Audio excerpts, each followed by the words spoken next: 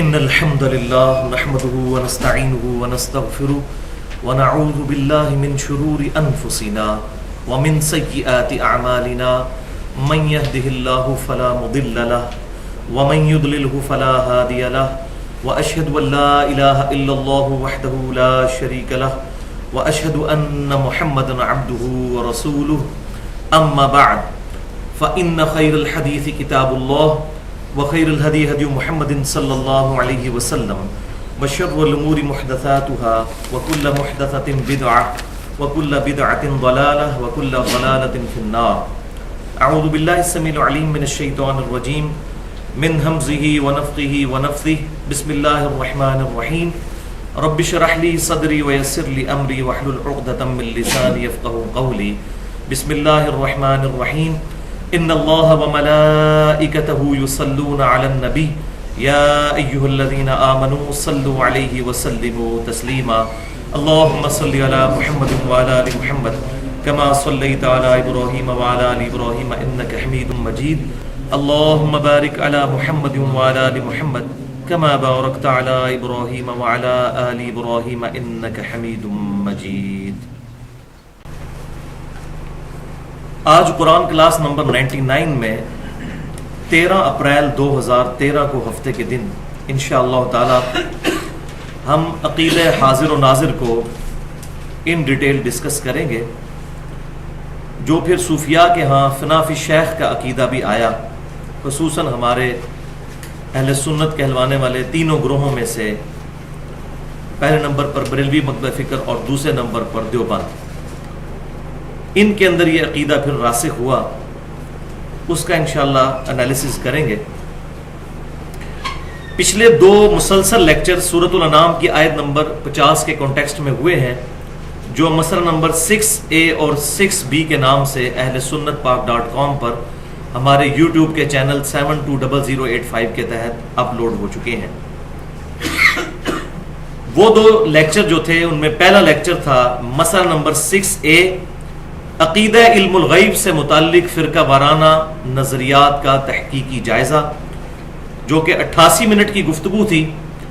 اور اس کے بعد دوسرا لیکچر تھا مسئلہ نمبر 6B، الہام، کشف اور خوابوں کی حقیقت سے متعلق فرقہ وارانہ نظریات کا تحقیقی جائزہ، وہ 108 منٹ کی گفتگو. ان لیکچرز کے ساتھ ایک اور کمپلیمنٹری ٹاپک، ایک جڑا ہوا مضمون ہے، اور میں چاہ رہا ہوں کہ اس کو یہیں پر ایڈریس کر لیا جائے تاکہ اس حوالے پر کوئی تشنگی باقی نہ رہے. اور وہ ٹاپک ہے عقیدہ حاضر و ناظر، جو ہمارے سب کانٹیننٹ میں اس نام سے جانا جاتا ہے. ویسے پوری دنیا کے اندر صوفیاء کا یہ عقیدہ سینکڑوں سالوں سے موجود ہے. یہ صرف پاکستان، انڈیا اور بنگلہ دیش کا مسئلہ نہیں ہے، بلکہ پوری دنیا کے اندر، ایون سوڈان کے اندر، الجزائر کے اندر، فلسطین کے اندر، کویت کے اندر، عرب ملکوں کے اندر بھی یہ عقیدہ صوفیاء کے ہاں پایا جاتا ہے. نبی صلی اللہ علیہ وسلم کی مبارک ذات کے بارے میں بھی اور اپنے بزرگوں اور پیروں کے بارے میں بھی. آج سے تقریباً 1.5 سال پہلے میں نے اس ٹاپک پہ 25 منٹ کی گفتگو کی تھی، جو مسئلہ نمبر 7 کے نام سے اہل سنت پاک .com پر اپلوڈ ہے. لیکن اس دفعہ میں نے کیجول گفتگو کی تھی. آج میں انشاءاللہ اس کو ڈیٹیل ایڈریس کروں گا، پھر ہماری جو پرانی گفتگو ہے اس کو ہم آج والی گفتگو سے ریپلیس کروا دیں گے. اور یہاں یہ بھی بات یاد رکھیں کہ یہ جو لیکچرز دوبارہ سے ریکارڈ ہو رہے ہیں، اس کا یہ مطلب نہیں ہے کہ میں نے کوئی موقف اپنا چینج کر لیا ہے. مقصد یہ ہے کہ جو چیزیں اس دوران فیڈ بیک کے طور پر ملی ہیں ان کو ایڈریس کر دیا جائے. تو ہماری آج کی گفتگو مسئلہ نمبر 7 کے نام سے اہل سنت پاک .com پر ہمارے یوٹیوب کے چینل 720085 کے تھرو اپلوڈ ہوگی، اور اس کا عنوان ہوگا عقیدہ حاضر و ناظر سے متعلق فرقہ وارانہ نظریات کا تحقیقی جائزہ. عقیدہ حاضر و ناظر سے متعلق فرقہ وارانہ نظریات کا تحقیقی جائزہ، عقیدہ حاضر و ناظر سے متعلق فرقہ وارانہ نظریات کا تحقیقی جائزہ.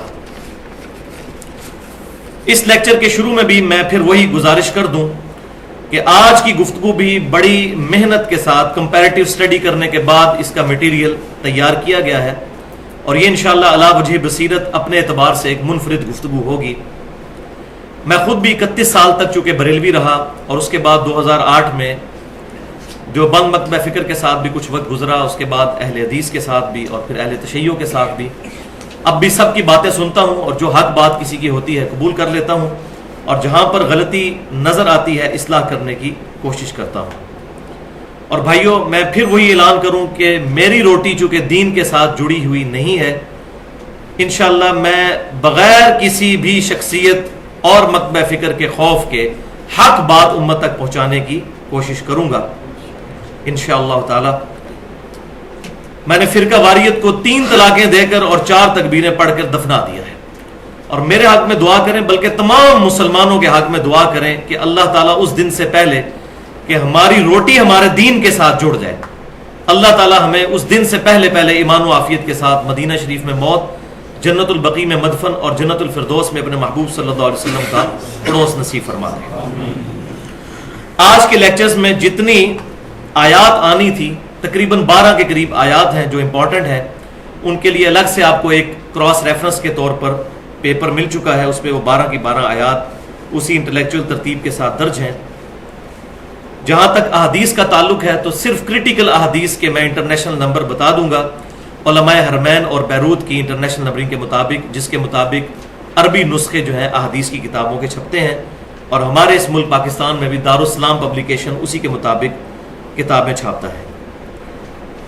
ٹائم بچانے کے لیے باقی احادیث کے صرف ریفرنس بتاؤں گا کہ یہ کس کتاب سے ہے، بخاری سے ہے، مسلم سے ہے، نمبرز نہیں بتاؤں گا۔ پھر بھی اگر کسی کوئی کیوری ہو تو لیکچر کے اینڈ پہ مجھ سے سوال کر سکتے ہیں، اور میرا ای میل ایڈریس ہے mirza_95@yahoo.com۔ اور یہ میں جو اپنا ای میل بار بار بتا رہا ہوں، اس کی وجہ یہ ہے کہ کچھ بدبخت لوگوں نے میرے ویڈیوز کے اوپر ڈبنگ کر کے اور دوسروں کی آوازیں بھر کے تو یوٹیوب پہ اپلوڈ کی ہوئی ہیں، صرف بدنام کرنے کے لیے۔ لیکن الحمدللہ حق بات چھپی نہیں رہتی، لوگوں کو پتہ ہے کہ یہ میری آواز ہے بھی ہے یا نہیں، اور گفتگو کے عنوان سے بھی پتہ چل جاتا ہے۔ آج کے لیکچر میں کل 3 اہم علمی پوائنٹس میں ڈسکس کروں گا۔ لیکچر میں انٹرسٹ کے لیے میں شروع میں ہی بتا دیتا ہوں، پہلا علمی پوائنٹ ہوگا عقیدہ حاضر و ناظر کی ڈیفینیشن سے متعلق، کہ عقیدہ حاضر و ناظر ہے کیا، اور اسی میں ساتھ پھر وہ ٹروتھ بھی ریویل کروں گا کہ اس عقیدے کا بانی کون ہے۔ انڈیا، پاکستان اور بنگلہ دیش کے سب کانٹیننٹ کے ایریے میں کون سا شخص ہے جس نے پہلی دفعہ امت کو اس ڈگر پر چلایا، اور معذرت کے ساتھ وہ اہل سنت کہلوانے والے تینوں گروہ بریلوی، دیوبندی اور سلفی یعنی اہل حدیث کے مشترکہ بزرگ ہیں۔ میں انشاءاللہ ان کا نام بعد میں بتاؤں گا۔ دوسرے پوائنٹ پہ قرآن پاک کی آیات اور احادیث جن سے ڈائریکٹلی عقیدہ حاضر و ناظر لوگوں نے ڈیڈکٹ کیا، ان کو انشاءاللہ ڈسکس کریں گے۔ اور تیسرے پوائنٹ پہ پھر انشاءاللہ تعالی وہ آیات اور احادیث جس سے انڈائریکٹلی رزلٹ نکالا گیا عقیدہ حاضر و ناظر سے متعلق، ان کو انشاءاللہ ڈسکس کریں گے، اور اسی میں لیکچر کنکلوڈ بھی ہوگا۔ اور یہاں یہ بات یاد رکھیے، یہ جو عقیدہ حاضر و ناظر ہے، یہ بدقسمتی کے ساتھ اہل سنت اور اہل تشیع دونوں کے اندر آ چکا ہے صوفیاء کے زیر اثر۔ اہل سنت کہلوانے والے تینوں گروہ بریلوی، دیوبندی اور سلفیوں کے بھی کچھ بزرگ اس عقیدے کو رکھتے تھے، لیکن الحمدللہ آج کے جو اہل حدیث ہیں ان کے علماء کا ایسا کوئی عقیدہ نہیں ہے۔ لیکن مسئلہ وہی ہے کہ وہ پرانے بزرگوں کو غلط نہیں کہتے، وہ بانگ دہل جو کہنا چاہیے۔ تو اللہ کا نام لے کر آج کے لیکچر کی طرف آتے ہیں، 3 علمی پوائنٹس کو ڈسکس کرتے ہیں۔ ایک دفعہ درود شریف پڑھ لیجئے۔ اللہم صلی علی محمد وعلی آل محمد کما صلیت علی ابراہیم وعلی آل ابراہیم انک حمید مجید۔ اللہم بارک علی محمد وعلی آل محمد کما بارکت علی ابراہیم وعلی آل ابراہیم انک حمید مجید۔ پوائنٹ نمبر 1، حاضر و ناظر کا عقیدہ کیا ہے اور اس کا بانی کون ہے؟ تو بھائیو، عربی ڈکشنری القاموس کے مطابق حاضر لفظ جو ہے عربی میں حاضر، یہ ضاد ہے، اس کا مطلب ہوتا ہے موجود، اردو میں یہ لفظ استعمال ہوتا ہے حاضر، اور اس کا جو اپوزٹ ورڈ ہے عربی زبان میں وہ ہے غائب، جو موجود نہ ہو۔ تو دوسرا لفظ ہے ناظر۔ ناظر کہتے ہیں عربی زبان میں دیکھنے والے کو، اردو میں بھی ہم نظر کا لفظ استعمال کرتے ہیں، مشاہدہ کرنے والا۔ حاضر و ناظر کا عقیدہ قرآن و سنت میں کہیں بھی اس نام سے موجود نہیں ہے، یہ خالصتاً صوفیاء کی اصطلاح ہے، اور صوفیاء کا ماننا یہ ہے کہ امام کائنات سید الاولین والآخرین شفیع المذنبین رحمت للعالمین سیدنا و مولانا امام اعظم محمد رسول اللہ صلی اللہ علیہ وآلہ وسلم جب اس دنیا میں موجود تھے اس وقت بھی، اور اس دنیا سے تشریف لے جانے کے بعد بھی قیامت تک کے لیے پوری امت کے حالات سے واقف ہیں، اور آپ صلی اللہ علیہ وسلم کا جسم مبارک اگرچہ مدینہ شریف کی قبر میں ہے لیکن روحانی طور پر آپ صلی اللہ علیہ وسلم پوری کائنات کے اندر موجود ہے۔ اور اس میں یہاں تک ان کا عقیدہ گیا کہ آپ صلی اللہ علیہ وسلم اس امت سے پہلے بھی جتنی امتیں گزری ہیں، حضرت آدم علیہ السلام سے لے کر نبی صلی اللہ علیہ وسلم تک، ان تمام امتوں پر بھی حاضر و ناظر ہیں، تمام حالات کا مشاہدہ فرمانے والے ہیں، اپنی پیدائش سے پہلے اور آپ صلی اللہ علیہ وسلم کی دنیا سے وفات کے بعد۔ اور یہ عقیدہ صرف آپ صلی اللہ علیہ وسلم تک انہوں نے نہیں رکھا بلکہ اپنے بزرگان دین اور پیروں اور مشائخ کے بارے میں بھی عقیدہ رکھا، وہ میں آگے بتا دوں گا۔ اور یہ اتنا بڑا دعویٰ جو ہے کہ آپ صلی اللہ علیہ وسلم اپنی پیدائش سے پہلے بھی امتوں پر حاضر و ناظر تھے، یہ موریتانیہ کے اندر ایک صوفی گزرے ہیں آج سے 200 سال پہلے، احمد بن محمد ساوی مالکی، ان کی تفسیر ہے ساوی، یہ فوت ہوئے 1223 ہجری میں، آج سے تقریباً 200 سال پہلے۔ سورۃ القصص کی آیت نمبر 44 تا 46 کی تفسیر کے دوران انہوں نے یہ موقف اڈاپٹ کیا کہ آپ صلی اللہ علیہ وسلم اگلی امتوں پر بھی حاضر و ناظر تھے اور قیامت تک حاضر و ناظر ہیں، وَلِعَوْذُ بِاللَّهِ تَعَالَى۔ اس عقیدے پر ان کے جو کتاب و سنت سے دلائل ہیں ان کو انشاءاللہ اگلے پوائنٹس میں ڈسکس کریں گے۔ اب اس کڑوی بات کی طرف آئیں کہ اس عقیدے کا بانی کون ہے۔ تو بھائیو، اہل سنت کہلوانے والے تینوں گروہ انڈیا پاکستان کے اندر، یعنی بریلوی، دیوبندی اور اہل حدیث کے بھی چند بڑے علماء، سب اہل حدیث نہیں، چند بڑے علماء اس شخصیت کو بہت عزت اور احترام کہتے ہیں، اور اپنی کتابوں میں رحمت اللہ علیہ بھی لکھتے ہیں کہ ان کی احادیث کے لیے بڑی خدمات ہیں۔ اور وہ پرسنالٹی ہیں شاہ عبد الحق محدث دہلوی، المتوفا 1052 ہجری، آج سے تقریباً 400 سال پہلے یہ گزرے ہیں، جن کو خصوصاً بریلوی اور دیوبندی مکتبہ فکر کے علماء، خواہ احمد رضا بریلوی صاحب ہوں یا رشید احمد گنگوئی صاحب ہوں یا قاسم نانوتوی صاحب ہوں یا اشرف علی تھانوی صاحب ہوں یا مفتی احمد یار خان نعیمی صاحب ہوں، محقق علی الاطلاق ان کو کہتے ہیں۔ اور پاکستان میں اہل حدیث مکتبہ فکر میں سے ایک بڑے عالم کہ جو چند بڑے علماء کے استاد ہیں، ان میں سے ایک وہ شخصیت جو سعودی عرب میں بھی تبلیغ کا کام کر رہے ہیں پاکستان کی طرف سے، اور ان کے بھائی یہاں پر مناظرے کرتے ہیں، ان کے مشترکہ استاد عبداللہ بھاولپوری صاحب جو فوت ہو چکے ہیں، انہوں نے اپنی کتابوں میں اور خطبات میں عبد الحق محدث دہلوی کو بڑے تعریفی کلمات کے ساتھ اور رحمت اللہ علیہ لکھا ہے۔ لیکن یہ انصاف کی بات ہے کہ یہ ان کا جو پوائنٹ آف ویو ہے وہ ذاتی ہے، لیکن ظلم یہ ہے کہ جو لوگ احمد رضا بریلوی صاحب کو یا رشید احمد گنگوئی اور اشرف علی تھانوی صاحب کو اپنے لیکچرز کے اندر غلط ثابت کرتے ہیں، وہاں ان کو یہ نہیں بھولنا چاہیے کہ عبداللہ بھاولپوری صاحب بھی عبداللہ محدث دہلوی کو رحمت اللہ علیہ کہتے رہے ہیں، ان کا رد بھی کرنا چاہیے، یہی انصاف کا تقاضا ہے، ورنہ یہ دوغلی پالیسی ہے۔ تو بھائیو، عبداللہ محدث دہلوی جو ہیں، ان کی ایک مشہور کتاب ہے جو مارکیٹ میں اویلیبل ہے، مدارج النبوہ، اردو زبان میں ٹرانسلیشن ہو چکی ہے، عام مل جاتی ہے۔ اس کی جلد 1 صفحہ 135 اور 5ویں چیپٹر میں، جس کا نام ہے ذکر فضائل آن حضرت صلی اللہ علیہ وسلم، اس میں انہوں نے کتاب و سنت کے دلائل کے بغیر یہ عقیدہ امت کے اندر انجیکٹ کر دیا. ٹوٹی پھوٹی فارم میں صوفیاء کے ہاں یہ عقیدہ پایا جاتا تھا، لیکن اس کو لیگلائز کیا جس بندے نے، وہ عبدالحق محدث دہلوی ہے. تو یہ مدارج النبوہ کا میں نے حوالہ دے دیا، اس میں عبدالحق محدث دہلوی صاحب کیا لکھتے ہیں، یہ وہی بعض بزرگ فرماتے ہیں، حضرات فرماتے ہیں، اسی طرح شروع کیا. بعض عارفین فرماتے ہیں کہ نماز میں ایھا النبی کا خطاب اس لیے ہے کہ حقیقت محمدیہ صلی اللہ علیہ وسلم موجودات اور ممکنات کے ذرے ذرے میں موجود ہے. استغفر اللہ واتوب الیہ. یہ اکثر کہتے ہیں جو بریلویوں کا عقیدہ ہے جی نبی صلی اللہ علیہ وسلم ذرے ذرے میں موجود ہے. یہ بریلویوں کا خالی عقیدہ نہیں ہے. بریلوی، دیوبندی اور چند اہل حدیثوں کے بزرگ، شاہ عبدالحق محدث دہلوی المتوفا 1052 ہجری، یہ ان کا عقیدہ ہے. یہ ایھا النبیوں کے عقیدے کو جو انہوں نے توڑ موڑ کر پیش کیا اور آدھی حدیث پیش کی بخاری اور مسلم کی، وہ میں بعد میں ایڈریس کرتا ہوں، فی الحال اس کو سنتے جائیں. اس لیے نمازوں کی ذات میں بھی موجود اور حاضر ہیں، لہذا نمازی اس معنی سے آگاہ رہے اور اس شہود سے غافل نہ ہو تاکہ قرب کے نور اور معرفت کے اسرار سے کامیاب ہو جائے. یہ انہوں نے عقیدہ دیا. یہی عقیدہ پھر دیوبند کے رشید احمد گنگوئی صاحب اور احمد رضا بریلوی صاحب اور مفتی احمد یا خان نعیمی صاحب نے جال حق میں نقل کیا.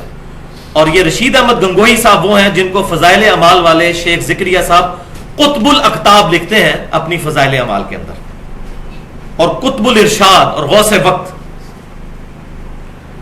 تو میں پھر وہی بات کروں گا کہ ظلم تو یہ ہے کہ جب ان عقائد کا رد کیا جاتا ہے تو پھر ان صوفیاء کو جو کہ اگلے لوگ گزر چکے جنہوں نے ان عقیدوں کو امت میں انجیکٹ کیا، ان کو رحمت اللہ علیہ کہا جاتا ہے. امام سیوطی رحمت اللہ علیہ المتوفا 911 ہجری، ان کی ایک کتاب شرح الصدور، احمد رضا بریلوی صاحب اور دیوبند مکتبہ فکر کے علماء کی جو تعلیمات ہیں وہ ایک پلڑے میں رکھ دی جائیں، اس سے زیادہ گمراہیاں اس شرح الصدور کے اندر موجود ہیں. اتنی نبی صلی اللہ علیہ وسلم کی گستاخیاں کہ انہوں نے نبی صلی اللہ علیہ وسلم کی وفات کے 500 600 سال کے بعد کے واقعات لکھے ہیں کہ آپ صلی اللہ علیہ وسلم صحابہ سمیت جنازہ پڑھنے کے لیے امتیوں کا آتے تھے، اور ان کو سارے امام سیوطی کہہ رہے ہیں.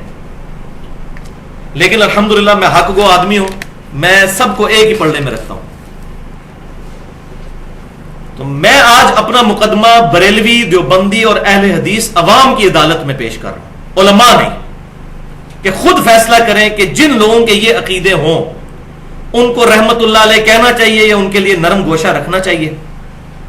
ہاں لعنت اللہ علیہ نہ کہیں، نہ ان کو کافر کہیں، لیکن کم از کم رحمت اللہ علیہ تو کہنا چھوڑ دیں.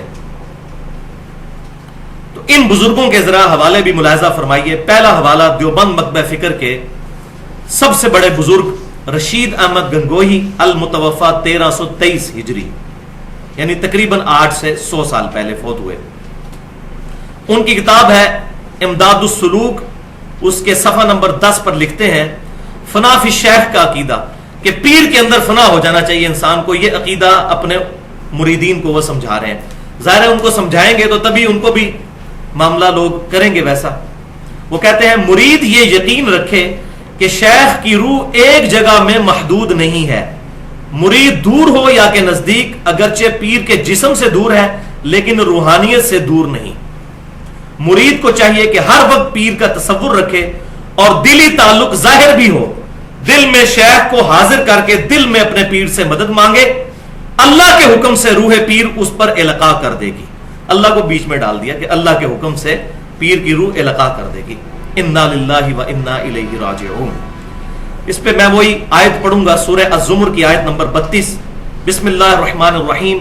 فمن اظلم ممن کذب علی اللہ، اس سے بڑھ کر ظالم کون ہے جو اللہ پر جھوٹی باتیں باندھتا ہے.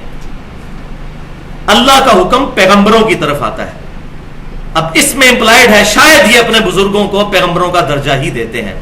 تبھی تو کسی بزرگ نے کلمہ پڑھوایا لا الہ الا اللہ چشتی رسول اللہ، اور کسی نے پڑھوایا لا الہ الا اللہ اشرف علی رسول اللہ والعیاذ باللہ تعالی. تو بھائیو یہ علم لدنی کے اوپر آج میں ایڈریس نہیں کروں گا، اس پہ میری تقریباً 82 منٹ کی گفتگو ہے. مسئلہ نمبر 55A کے نام سے اہل سنت پاک.com پر علم لدنی کے عقیدے کا تحقیقی جائزہ.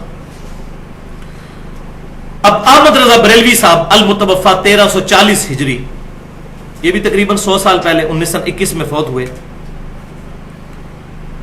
وہ آپ کو پتا ہے کھلے ڈلے انسان تھے اور کوئی لحاظ نہیں کرتے تھے، آؤٹ سپوکن تھے، جس طرح میں بھی آؤٹ سپوکن ہوں.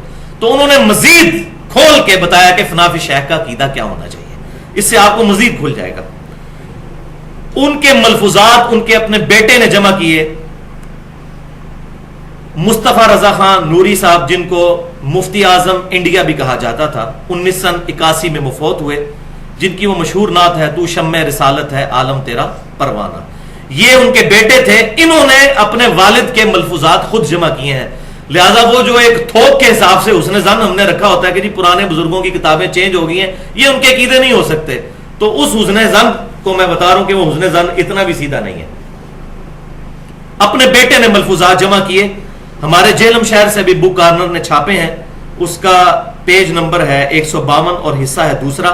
اور یہ ملفوظات اعلی حضرت .net ایک ویب سائٹ ہے بریلی کی، خود ان کی اپنی جو لڑی آگے چل رہی ہے ان کی اپنی ویب سائٹ، اس پہ بھی اس کی سافٹ کاپیز رکھی ہوئی ہیں، کوئی چینج نہیں ہے جو میں پڑھنے لگا ہوں.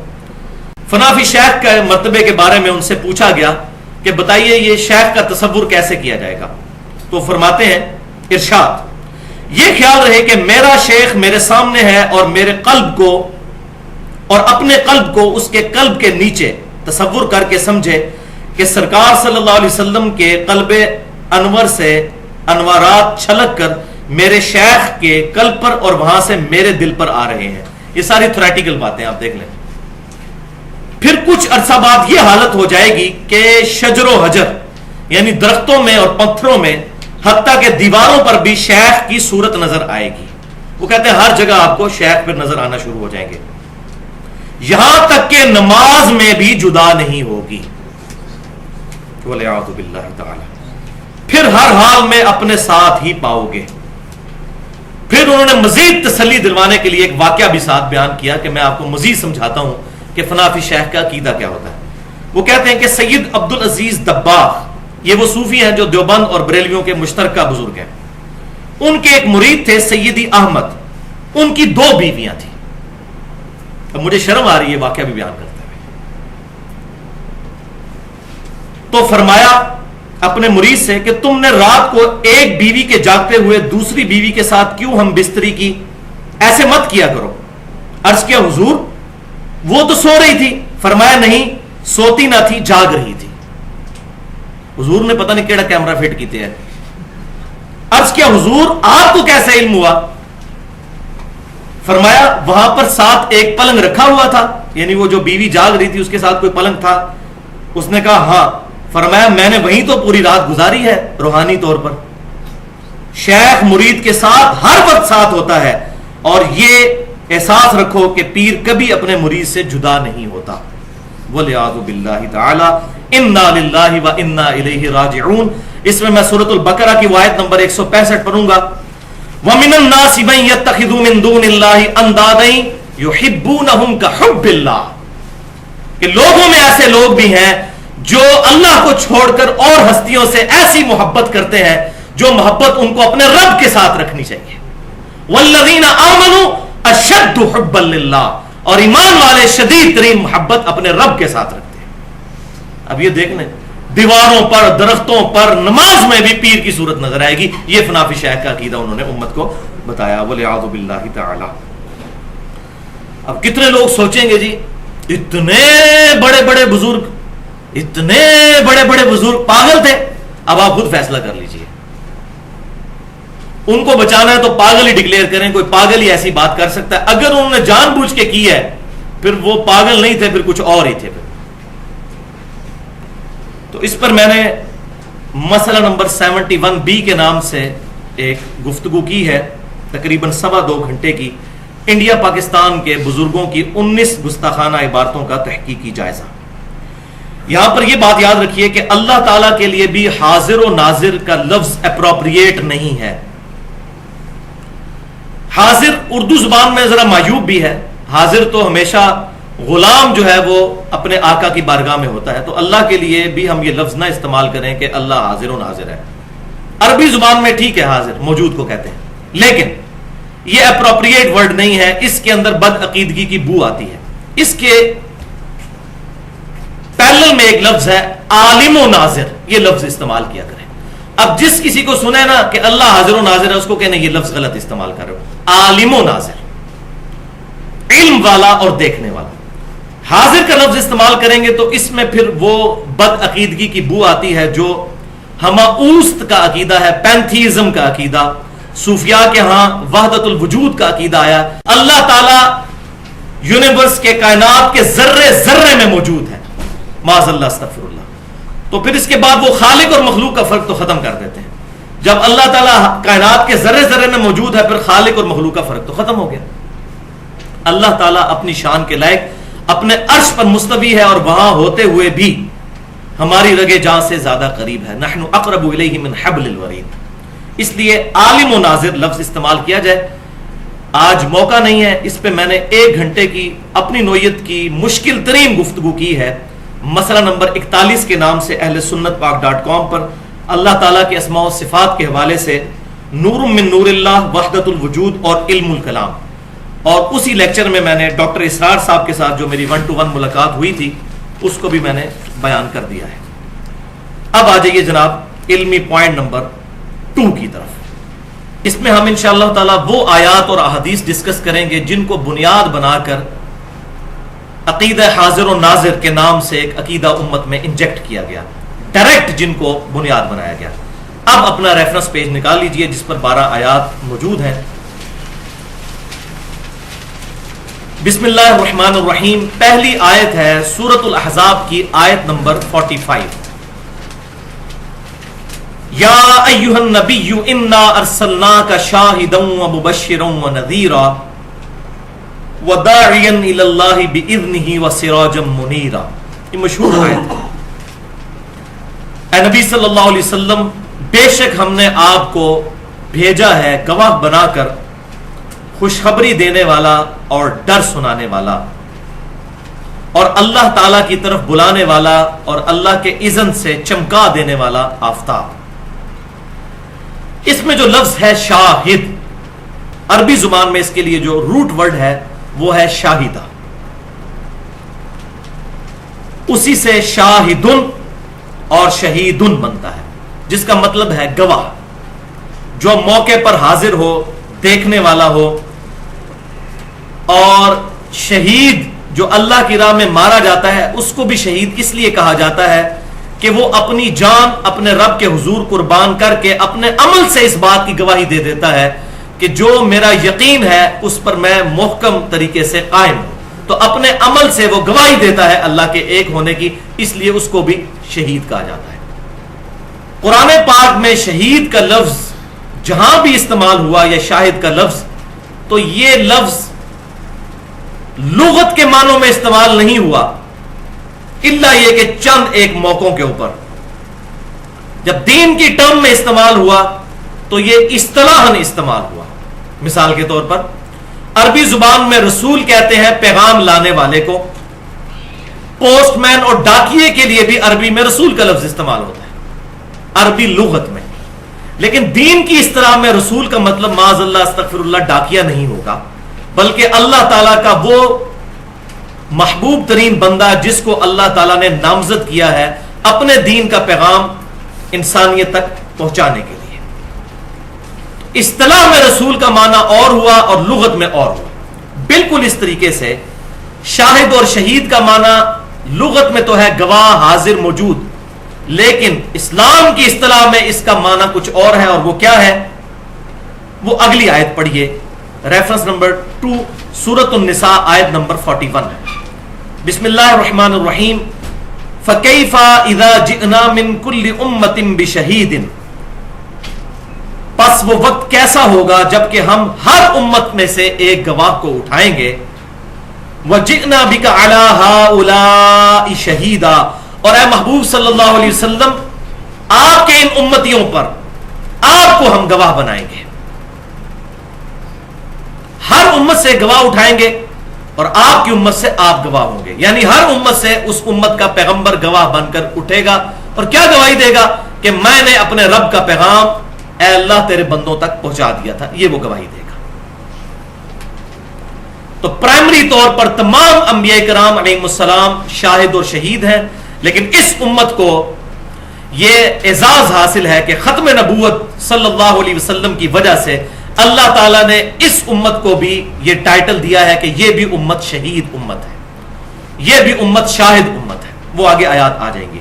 پہلے میں اس آیت کے کانٹیکسٹ میں سورۃ النساء کی آیت نمبر 41 کے کانٹیکسٹ میں صحیح بخاری اور صحیح مسلم کی ایک حدیث ہے وہ بیان کر دوں کہ سیدنا عبداللہ ابن مسعود رضی اللہ تعالیٰ عنہ کہتے ہیں، امام بخاری اس کو کتاب التفسیر میں لے کر آئے اسی آیت کی تفسیر میں، اور یہ مسلم میں بھی ہے حدیث، کہ ایک دن آپ صلی اللہ علیہ وسلم نے مجھ سے فرمائش کی کہ عبداللہ مجھے قرآن سناؤ۔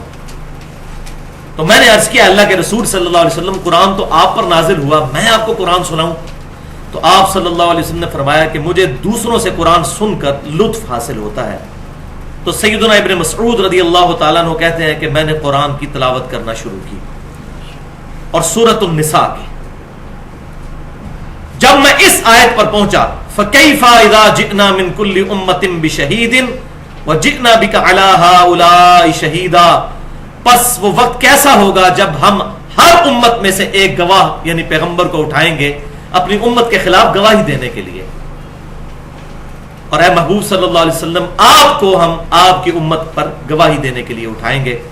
تو سیدنا ابن مسعود کہتے ہیں حضور صلی اللہ علیہ وسلم نے مجھے کہا عبداللہ بس کرو، عبداللہ بس کرو، اور میں نے نبی صلی اللہ علیہ وسلم کی طرف دیکھا تو آپ صلی اللہ علیہ وسلم کے چشمان کرم سے مسلسل آنسو جاری تھے کہ مجھے اپنی امت کے خلاف قیامت والے دن گواہی دینے کی۔ ہمیں تو بچپن سے بتایا گیا کہ نبی صلی اللہ علیہ وسلم ہماری شفاعت کریں گے، انشاءاللہ ہم امید رکھتے ہیں کہ شفاعت ہو، لیکن جن لوگوں نے قرآن کو چھوڑ دیا نبی صلی اللہ علیہ وسلم ان کی شکایت بھی لگائیں گے۔ سورۃ الفرقان کی آیت نمبر 30 ہے، بسم اللہ الرحمن الرحیم، وقال الرسول یا رب ان قوم اتخذوا هذا القرآن مہجورا، اور محبوب صلی اللہ علیہ وسلم قیامت والے دن شکایت کریں گے کہ اے اللہ میری امت نے قرآن کو پیٹھ کے پیچھے ڈال دیا تھا۔ استغفر اللہ واتوب الیہ۔ اب مجھے بتائیں کہ جس کی شکایت امام کائنات سید الاولین والآخرین شفیع المذنبین رحمت للعالمین سیدنا و مولانا امام اعظم محمد رسول اللہ صلی اللہ علیہ وسلم لگا دیں، اس کی شفاعت پھر کون کرے گا؟ جس طرح نبی صلی اللہ علیہ وسلم شہادت علی الامہ دیں گے، پوری امت پر گواہ ہے، یہ امت آپ صلی اللہ علیہ وسلم کے بہاف پر پوری انسانیت کے اوپر گواہ ہے، اور اس کا ذکر آیا ہے سورۃ البقرہ کی آیت نمبر 143 میں، جو آپ کے ریفرنس پر تیسری آیت ہے۔ تو جو ہم پہلی آیت پڑھ چکے انا ارسلناک شاہدا ومبشرا ونذیرا، وہ ایک موقع ہے جہاں پر احمد رضا بریلوی صاحب نے ترجمہ کیا کہ اے نبی صلی اللہ علیہ وسلم ہم نے آپ کو حاضر و ناظر بنا کر بھیجا۔ شاہد کا ترجمہ انہوں نے لغت والا کیا، ترجمہ بالکل ٹھیک ہے، شاہد کا لغت میں ترجمہ کریں گے تو بالکل ٹھیک ہے۔ پھر اگر یہی مانا جائے گا، پھر جہاں جہاں نبی صلی اللہ علیہ وسلم یا کسی اور پیغمبر کے لیے رسول کا لفظ آیا، پھر وہاں وہاں ڈاکیہ اور پوسٹ مین بھی ترجمہ کیا جا سکتا ہے، معاذ اللہ استغفر اللہ، لغت کے اعتبار سے۔ لیکن قرآن میں اصطلاح چل رہی ہے، اصطلاح میں ترجمہ ان کا غلط ہے، اور قرآن اپنی حفاظت خود کرتا ہے۔ اب جو آیات دو آنے لگی ہیں وہاں پر احمد رضا بریلوی صاحب نے بھی ترجمہ ٹھیک کر دیا، اور اس لیے ترجمہ ٹھیک کر دیا کہ یہاں پر اگر یہ ترجمہ وہ نہ کرتے تو پوری امت کو حاضر و ناظر ماننا پڑ جاتا۔ تو قرآن اپنی حفاظت کرتا ہے، اسی لیے میں کہتا ہوں ترجمہ کسی کا مرضی پڑھ لیں، انشاءاللہ تعالی قرآن ہدایت کے لیے کافی ہے۔ کسی نے 2 نمبری بھی کی ترجمے میں کہیں نہ کہیں ڈنڈی اس کی پکڑی جائے گی۔ اب یہ 2 آیات وہ ہیں جن پر احمد رضا بریلوی صاحب نے بھی شہید کا اور شاہد کا اور شہداء کا ترجمہ حاضر و ناظر نہیں بلکہ گواہ کیا ہے، تو انہوں نے خود ہی اپنی وائلیشن کر دی۔ سورۃ البقرہ آیت نمبر 143، بسم اللہ الرحمن الرحیم، وَكَذَلِكَ جَعَلْنَاكُمْ أُمَّةً وَسَطًا، اور اے امت محمدیہ صلی اللہ علیہ وسلم ہم نے تمہیں بنایا ہے ایک معتدل امت، لِتَكُونُوا شُهَدَاءَ عَلَى النَّاسِ، تاکہ تم لوگوں پر اللہ کے گواہ بن کر کھڑے ہو جاؤ اللہ کی گواہی دینے کے لیے، وَيَكُونَ الرَّسُولُ عَلَيْكُمْ شَهِيدًا، اور رسول اللہ صلی اللہ علیہ وسلم تم پر گواہ بنے، وہ تم تک دین کا پیغام پہنچائیں گے، اللہ کی گواہی دیں گے، اور تم تصدیق کرنے کے بعد پوری انسانیت تک یہ پیغام پہنچاؤ گے۔ اور یہ میں اپنی طرف سے تشریح نہیں کر رہا، بخاری اور مسلم میں 2 حدیثیں موجود ہیں اس کی تشریح میں۔ میں وہ بیان کرتا ہوں. اسی طرح آیت سورۃ الحج کی آیت نمبر 78 جو ریفرنس پہ 4 نمبر ہے, اس آیت میں بھی احمد بریلوی صاحب نے حاضر و ناظر ترجمہ نہیں کیا بلکہ گواہی ترجمہ کیا. ملت ابیکم ابراہیم, پیروی کرو ابراہیم علیہ السلام جو تمہارے باپ تھے ان کے دین کی. وَسَمَّاكُمُ الْمُسْلِمِينَ, جنہوں نے تمہارا نام مسلمان رکھا تھا. یہ قرآن میں واحد موقع ہے جہاں پر مسلم کا لفظ صفت کے طور پر نہیں اسم کے طور پر آیا ہے, اور اسی کے تحت میں کہتا ہوں ہمیں مسلمان اپنے آپ کو کہنا چاہیے فرقہ واریت سے بالا تر ہو کر. من قبل, اس قرآن کے نزول سے پہلے, وفی ہذا, اور اس قرآن میں بھی اللہ نے تمہارا نام مسلم رکھا ہے. لیکون الرسول شہیدن علیکم, تاکہ رسول اللہ تم پر گواہ بنے. وتکونوا شہداء علی الناس, اور تم لوگوں پر گواہ بن کر کھڑے ہو جاؤ اللہ کے. تو یہ شہادت علی الناس, اس کے کانٹیکسٹ میں 2 احادیث بڑی کریٹیکل ہیں. پہلی حدیث صحیح بخاری اور صحیح مسلم کی متفقن علیہ حدیث ہے. بخاری میں انٹرنیشنل نمبر ہے 4406 اور مسلم کا انٹرنیشنل نمبر ہے 4383. یہ یوم النہر کا خطبہ ہے آپ صلی اللہ علیہ وسلم کا, یعنی وفات سے 2.5 مہینے پہلے 10 ذوالحجہ کو قربانی والے دن آپ صلی اللہ علیہ وسلم نے 10 ہجری میں یہ خطبہ دیا. ایک حجۃ الوداع کا خطبہ ہے یوم عرفہ والا, یہ اس سے بھی اگلا خطبہ ہے جو یوم النہر قربانی کے دن آپ صلی اللہ علیہ وسلم نے دیا, اور یہ بخاری اور مسلم دونوں میں ہے. کافی لمبا خطبہ ہے, اس میں الفاظ کچھ یوں بھی ہیں کہ تمہارے خون یعنی تمہاری جانیں, تمہارے مال اور تمہاری عزتیں ایک دوسرے پر اسی طرح حرام ہے جیسا کہ آج کا یہ مہینہ یعنی ذوالحجہ کا مہینہ, یہ شہر مکہ اور یہ دن یعنی 10 ذوالحجہ کا دن. اور بھی باتیں ارشاد فرمائیں. اینڈ پر آپ نے فرمایا کیا میں نے تم تک دین کا پیغام پہنچا دیا؟ سب نے بیک زبان کہا بلا یا رسول اللہ, یا رسول اللہ صلی اللہ علیہ وسلم آپ نے پہنچا دیا. پھر آپ صلی اللہ علیہ وسلم نے اللہ تبارک و تعالیٰ کو گواہ بناتے ہوئے کہا اے اللہ گواہ رہنا. اور صحیح مسلم میں جو حجۃ الوداع کا خطبہ ہے 2950 نمبر حدیث کتاب الحج چیپٹر میں, اس میں یہ الفاظ ہے کہ 3 دفعہ آپ صلی اللہ علیہ وسلم نے اپنی مبارک انگلی آسمان کی طرف بلند کی اور پھر صحابہ کی طرف, اے اللہ گواہ رہنا, اے اللہ گواہ رہنا, اے اللہ گواہ رہنا. کہ یہ مان رہے ہیں کل کو مکر نہ جائیں, جیسا کہ اگلی حدیث میں آ جائے گا کہ نوح علیہ السلام کے امتی مکر جائیں گے کہ ہمارے نبی نے تو ہمارے تک پیغام ہی نہیں پہنچایا تھا. پھر آپ صلی اللہ علیہ وسلم کے بخاری اور مسلم کے الفاظ ہیں یوم النہر کے خطبے کے, فَلْيُبَلِّغِ الشَّاهِدُ الْغَائِبُ, پس اب جو یہاں موجود ہے وہ یہ پیغام اس تک پہنچا دے جو یہاں پر موجود نہیں ہے. یہ وہی لفظ شاہد کا کہ اب میرے بہاف پر تم گواہ بن کر اللہ کے کھڑے ہو جاؤ, یعنی میں تو دنیا سے جانے والا ہوں, اب ختم نبوت کی وجہ سے یہ دعوت کا کام اس امت نے کرنا ہے, شہادت علی الناس. اس کو اٹھا کے کہاں پر حاضر و ناظر اور کہاں پر جا کر فنا فی شیخ کا عقیدہ, زمین و آسمان سے بھی زیادہ بڑا فرق موجود ہے. اب یہ چیزیں امت کو پتہ نہیں جو کہ تھیں. دوسری حدیث صحیح بخاری کے اندر کتاب التفسیر چیپٹر میں اسی آیت سورۃ البقرہ کی آیت نمبر 143 وَكَذَلِكَ جَعَلْنَاكُمْ أُمَّةً وَسَطًا لِتَكُونُوا شُهَدَاءَ عَلَى النَّاسِ, اس کی تفسیر میں امام بخاری لے کر آئے ہیں اور امام ترمذی بھی لے کر آئے ہیں کہ قیامت والے دن نوح علیہ السلام اللہ کی بارگاہ میں جب حاضر ہوں گے تو اللہ تعالیٰ فرمائے گا اے نوح کیا آپ نے میرا پیغام اپنی امت تک پہنچا دیا تھا؟ تو نوح علیہ السلام کہیں گے یا اللہ پہنچایا تھا. پھر امت نوح کو بلایا جائے گا علیہ السلام, ان سے پوچھا جائے گا تو امت کہے گی کہ کوئی نہیں پیغام پہنچایا. اگر یہ کہہ رہے ہیں کہ پیغام پہنچایا تو اپنا گواہ پیش کریں. تو نوح علیہ السلام سے گواہ مانگا جائے گا تو نوح علیہ السلام کہیں گے کہ اے اللہ امت محمدیہ اس بات پر گواہ ہے کہ میں نے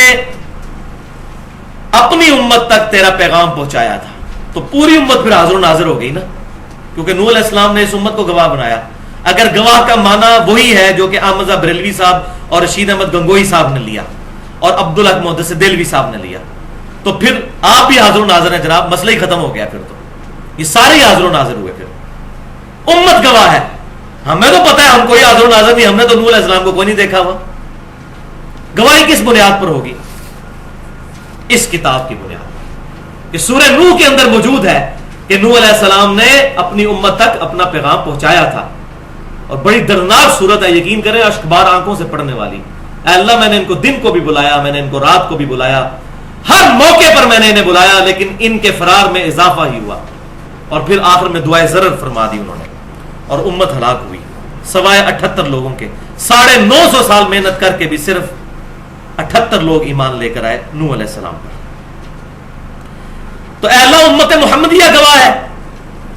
پھر آپ صلی اللہ علیہ وسلم فرماتے ہیں کہ تم گواہی دو گے نوح علیہ السلام کے حق پہ, اور میں تمہارے حق میں گواہی دوں گا کہ تمہاری بات درست ہے. کس بنیاد کے اوپر؟ کتاب اللہ کی بنیاد پر. ہمیں تو آپ صلی اللہ علیہ وسلم پر اس وحی کے نزول سے پہلے ہم تک تو یہ بات نہیں تھی کہ نوح علیہ السلام نام کا کوئی انسان بھی دنیا میں آیا یا نہیں. تو لہٰذا ہم حاضر و ناظر نہیں بلکہ اللہ کے لیے گواہی دینے والے ہیں.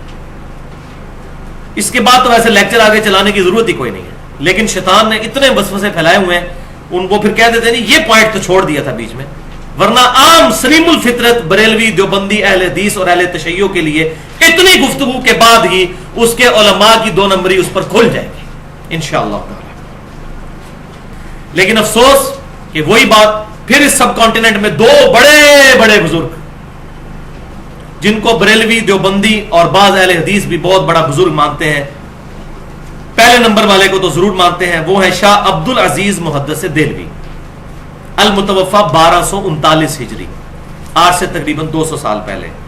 انہوں نے تفسیر عزیزی میں, اور دوسرے دیوبند کے پہلے بزرگ بڑے بزرگ علامہ شبیر احمد عثمانی صاحب جنہوں نے محمد علی جناح کا جنازہ بھی پڑھایا تھا, انہوں نے تفسیر عثمانی میں, اور یہ فوت ہوئے 1369 ہجری میں. ان دونوں نے تفسیر یہ سورۃ البقرہ کی, میں نے تفسیر کی صحیح بخاری سے, انہوں نے خود سے تفسیر کی, اور انہوں نے کہا کہ آپ صلی اللہ علیہ وسلم امت پر گواہ ہیں, کیونکہ پوری امت کے نامہ اعمال آپ صلی اللہ علیہ وسلم کی قبر انور میں آپ صلی اللہ علیہ وسلم پر پیش کیے جاتے ہیں, اس لیے امت کی گواہی دیں گے. چلو یہ تو مسئلہ حل کر لیا, تو امت کیسے پھر گواہ ہوئی؟ ہماری قبروں میں بھی نوح علیہ السلام کی امت کے نامہ اعمال پیش کیے جائیں گے, یہ مطلب پھر بنا لیا جائے. اور ہمارے سعودی عرب کے جو بھولے بھالے علماء ہیں وہ بھی 1980 تک حاجیوں کو یہ تفسیر مفت بانٹتے رہے. پھر ان کو بعد میں پتا چلا کہ اس میں تو ایسے ایسی بدعقیدگیاں لکھی ہیں, تو پھر انہوں نے سارے نسخے ریٹریو کر کے ان کو ختم کیا. اب جو ماشاءاللہ قرآن احسن البیان, وہ پاکستان کے ایک بڑے اہل حدیث عالم ہیں صلاح الدین یوسف صاحب, ان کا لکھا ہوا, وہ الحمدللہ کافی حد تک اس طرح کی بدعقیدگیوں سے پاک ہے. تو انہوں نے کہا رسول اللہ صلی اللہ علیہ وسلم پر نامہ اعمال پیش کیے جاتے ہیں, اس لیے قیامت والے دن گواہی دیں گے. بھائیو صحیح مسلم اور جامعہ ترمذی میں حدیث موجود ہے کہ ہر سوموار اور ہر جمعرات کو اللہ کی بارگاہ میں نامہ اعمال پیش کیے جاتے ہیں. اور جامعہ ترمذی میں حدیث آگے چلتی ہے کہ آپ صلی اللہ علیہ وسلم سوموار کا روزہ اور جمعرات کا روزہ اس لیے بھی رکھتے تھے. ایک تو وہ ریزن ہے جو صحیح مسلم میں ہے کہ آپ کی پیدائش کا دن اور وحی کے نزول کا دن ہے سوموار. ایک ریزن یہ بھی کہ میرے رب کے حضور میرا نامہ اعمال پیش ہوتا ہے. میں اللہ سے یہ خواہش رکھتا ہوں کہ اللہ کے حضور جب میرا نامہ اعمال پیش ہو تو میں روزے کی حالت سے ہوں, آپ صلی اللہ علیہ وسلم نے فرمایا. البتہ یہ بات ضرور ہے کہ سنن نسائی میں انٹرنیشنل نمبرنگ کے مطابق 1282 نمبر حدیث ہے صحیح سند کے ساتھ, جس کو شیخ البانی بھی صحیح کہتے ہیں, شیخ زبیر علی زئی صاحب بھی صحیح کہتے ہیں, اور پوری امت نے اس کو صحیح مانا ہے. مسند احمد میں بھی موجود ہے کہ اللہ کے کچھ فرشتے زمین میں سیر و سیاحت کرتے رہتے ہیں اور میرے امتیوں کا سلام مجھ تک پہنچاتے ہیں. ہمارے نامہ اعمال تو نہیں پہنچ رہے, ہمارا سلام ہمارے محبوب صلی اللہ علیہ وسلم تک پہنچتا ہے الحمدللہ. اسی طریقے سے سنن ابی داؤد میں بھی انٹرنیشنل نمبرنگ کے مطابق 2041 نمبر حدیث ہے, مسند احمد میں بھی موجود ہے, مشکات میں بھی موجود ہے, وہ پچھلی حدیث بھی مشکات میں.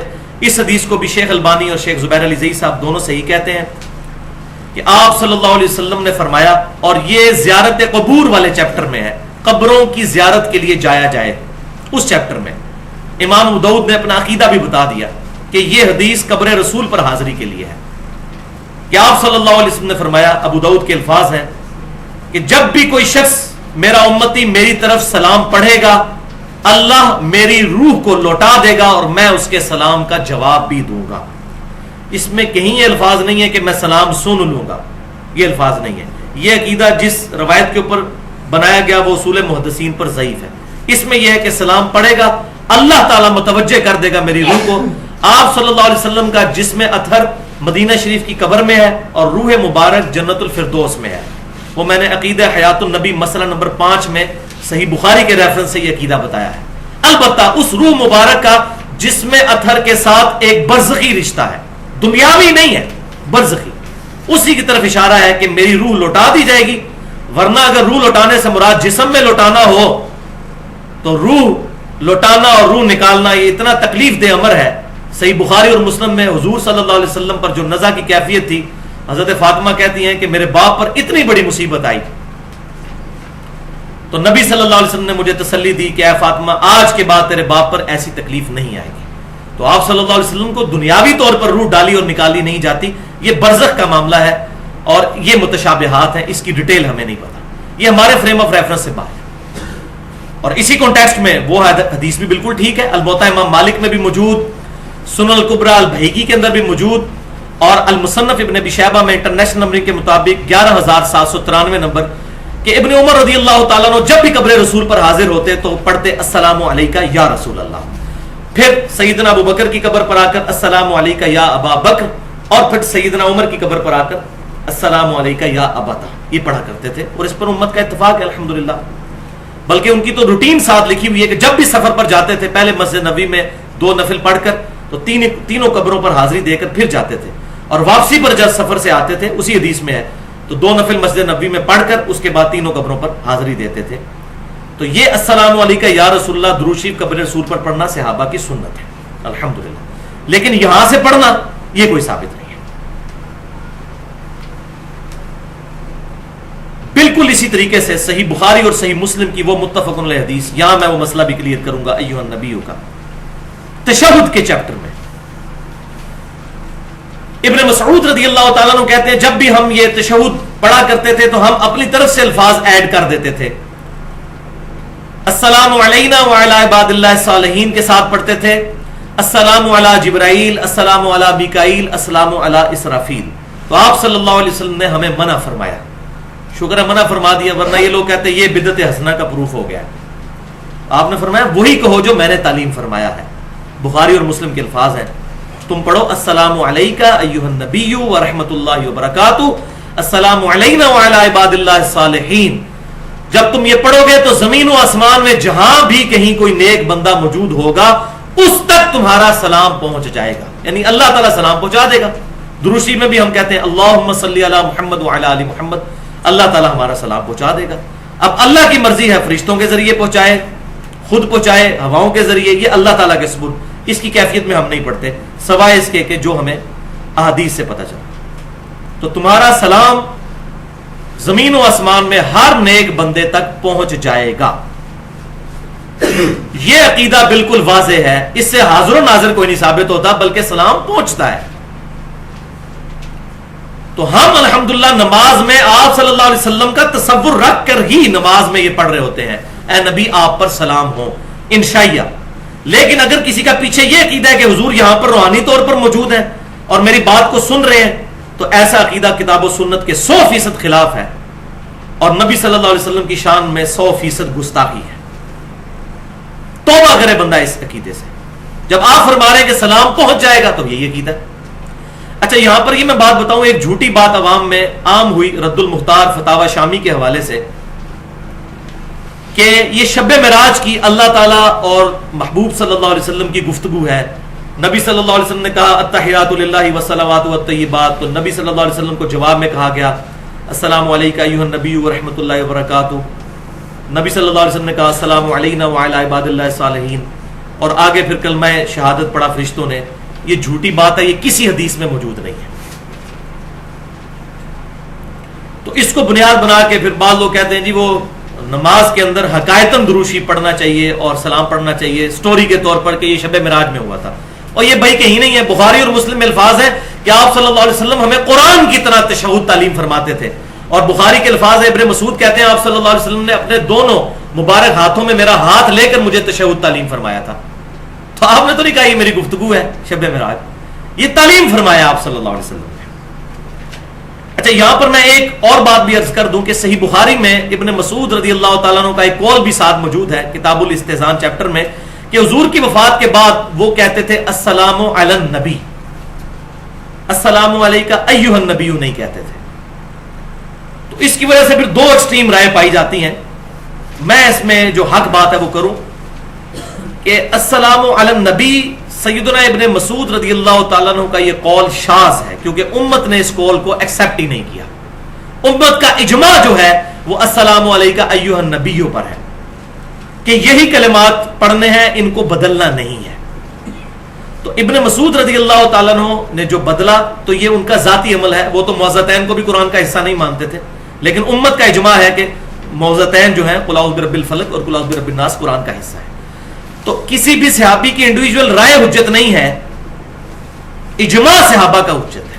اور انڈیویجول رائے بھی حجت ہو سکتی ہے اگر مخالفت نہ پائی جاتی ہو. تو چونکہ پوری امت نے ایھا النبی کو ایکسیپٹ کیا، لہٰذا یہ قول شاذ ہو جائے گا. ابن مسعود رضی اللہ تعالیٰ عنہ کا اجماع حجت ہے، اور اس پہ میری 50 منٹ کی گفتگو ہے تقریباً. مسئلہ نمبر 31 کے نام سے اجماع کی حجیت اور اس کی 17 مثالیں. تو یہ میں نے علی النبی والا مسئلہ بھی کلیئر کر دیا. اور یہ عقلاً بھی غلط ہے. اس کی وجہ یہ ہے کہ نبی صلی اللہ علیہ وسلم جب دنیا میں موجود تھے تو اس وقت بھی مسلمان دنیا کے کئی شہروں میں پھیلے ہوئے تھے. حضور تو مدینہ شریف میں تھے، تو کیا مکے والے صحابہ علی النبی پڑھتے تھے؟ وہ تو ایھا النبی ہی پڑھتے تھے. تو لہٰذا ابن مسعود رضی اللہ تعالیٰ عنہ کا جو پوائنٹ آف ویو ہے یہ عقلاً بھی درست معلوم نہیں ہوتا، واللہ اعلم. لیکن ایک روایت ایسی ہے جس میں نامہ اعمال پیش ہونے والی جو بات ہے وہ موجود ہے. میں یہیں پر ایڈریس کر دیتا ہوں. وہ مسند بزار میں 5ویں جلد کے اندر پیج 308 اور حدیث نمبر ہے 1925. امام بزار رحمۃ اللہ علیہ 4 صدی ہجری کے اندر ایک بہت بڑے محدث گزرے ہیں. انہوں نے یہ حدیث نقل کی ہے، صحت کا حکم نہیں لگایا، صرف نقل کی ہے کہ آپ صلی اللہ علیہ وسلم نے فرمایا کہ میری زندگی بھی تمہارے لیے رحمت ہے اور میری وفات بھی. جب میں اپنی قبر میں جاؤں گا تو تمہارے نامہ اعمال مجھ پر پیش کیے جائیں گے. جس کے اعمال اچھے ہوں گے تو میں اللہ کی تعریف کروں گا، اور جس کے اعمال برے ہوں گے تو اس کے لیے میں استغفار کروں گا. لیکن یہ حدیث اصول محدثین پر، اور وہ اصول تو اب الحمدللہ ہم نے بچوں کو یاد کروا دیا ہے، یہ اس اصول کے اوپر جو صحیح مسلم کے مقدمے میں پیٹ رول موجود ہے کہ مدلس کی ان والی روایت ضعیف ہوتی ہے جب تک سما کی تصریح موجود نہ ہو. اور اس روایت میں 2 سکم ہیں، 2 راوی مدلس ہیں اور ان سے روایت کر رہے ہیں.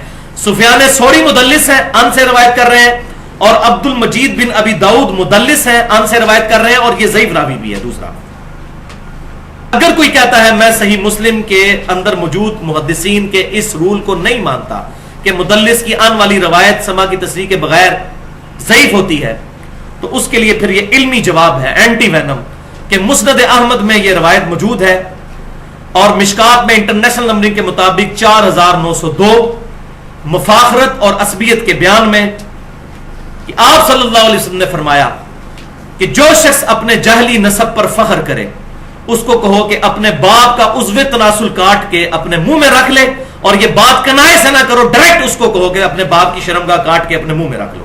وَلِعَوْذُ بِاللَّهِ تعالی. اب یہ حدیث تو ہے، کہتے ہیں کہ حدیث تو ہے نا جی، ڈگری تو ڈگری ہوتی ہے، اصلی ہو یا جعلی. حدیث تو حدیث ہوتی ہے، جعلی ہو یا اصلی. تو یہ نہیں ہے. مسلم کی پہلی حدیث ہی یہی ہے، اور بخاری میں بھی ہے، جس نے میری طرف جھوٹی حدیث منسوب کی وہ اپنا مقام دوزخ میں دیکھ لے. تو یہ معاملہ بڑا سینسٹیو ہے. اگر ساری حدیثیں صحیح ہوتی تو حضور کو یہ بات کہنے کی ضرورت کیوں پیش آتی؟ منکرین حدیث اسی لیے پیدا ہوئے کہ اس قسم کی ساری روایات کو ایکسیپٹ کیا گیا. اللہ کروڑوں رحمت نازل فرمائے محدثین پر جنہوں نے اصول بنا کر حدیث کو پرکھا، تاکہ آج ہم منکرین حدیث کے منہ توڑ سکتے ہیں. الحمدللہ. تو یہ جو حدیث ہے اتنی بےہودہ، یہ قرآن کے بھی خلاف ہے. قرآن پاک میں ہے وَإِنَّكَ لَعَلَىٰ خُلُقٍ عَظِيمٍ، اے محبوب صلی اللہ علیہ وسلم آپ اخلاق کے بلند ترین درجے پر فائز ہیں. اور بخاری اور مسلم کی متفق علیہ حدیث ہے، نبی صلی اللہ علیہ وسلم میں کنواری لڑکیوں سے زیادہ شرم و حیا موجود تھی. آپ کیسے یہ بات ارشاد فرما سکتے تھے؟ اس حدیث میں حسن بصری مدلس ہیں اور ان سے روایت کر رہے ہیں، وہی رول جو کہ وہ اعمال پیش ہونے والی حدیث میں ہے. تو اگر کسی نے اس کو صحیح ماننا ہے تو اس کو بھی صحیح مان کے اپنے ایمان کا بیڑا غرق کر لے.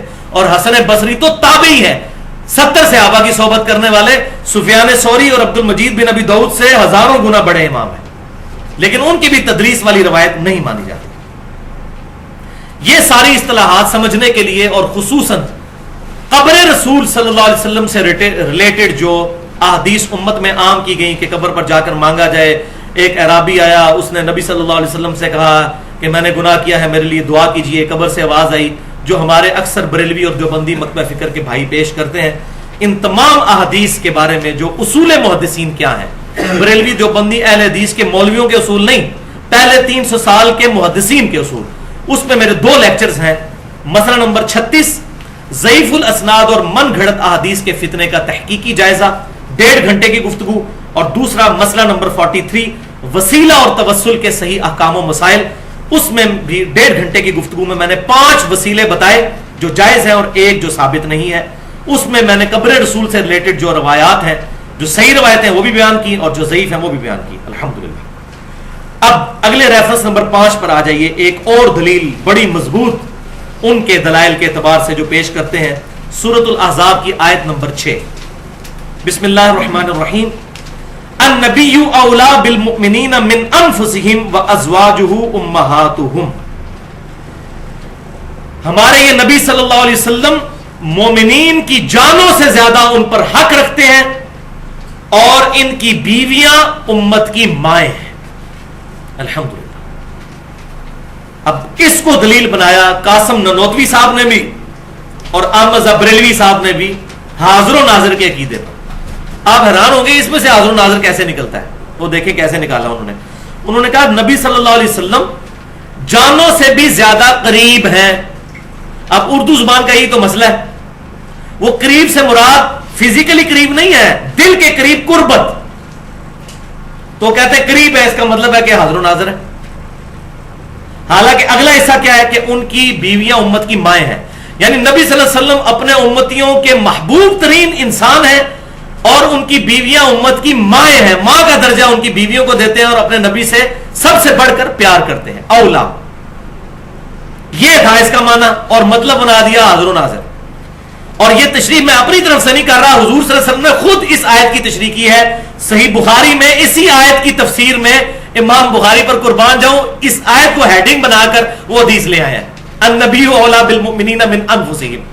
اور وہ کیا ہے کہ آپ صلی اللہ علیہ وسلم نے فرمایا کہ اس دنیا اور آخرت میں مومن کے سب سے زیادہ قریبی میں ہوں.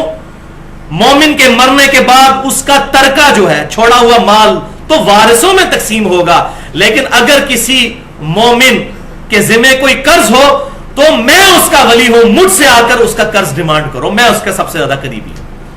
جیسے عورت ولی کے بغیر شادی نہیں کر سکتی, تو حضور نے کہا میں اپنے مومنین کا سرپرست ہوں. ظاہر ہے کہ وفات کے بعد تو نہیں, زندگی کے اندر ہی. آج تو نہیں کوئی شخص کہہ سکتا جا کے قبر رسول پہ کہ یا رسول اللہ فلاں نے میرے اتنے لاکھ دینے ہیں تو مجھے دیں.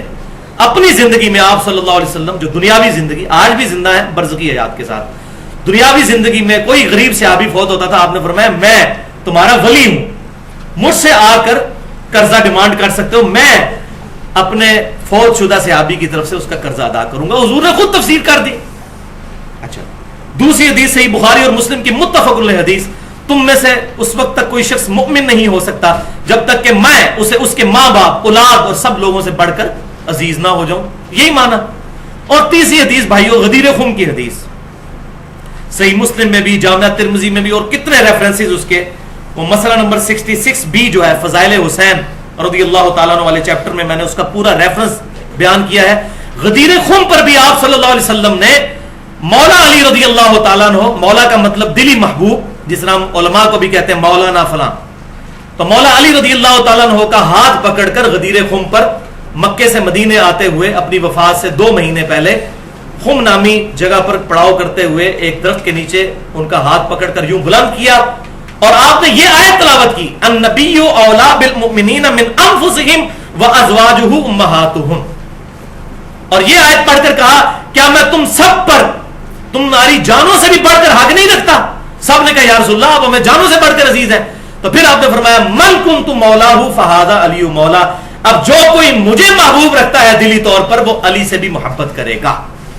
یہاں بھی کلیئر ہو گیا کہ یہ اولا مولا کا مطلب کیا ہے, دلی طور پر قریب ہونا, نہ کہ حاضر و ناظر کا عقیدہ.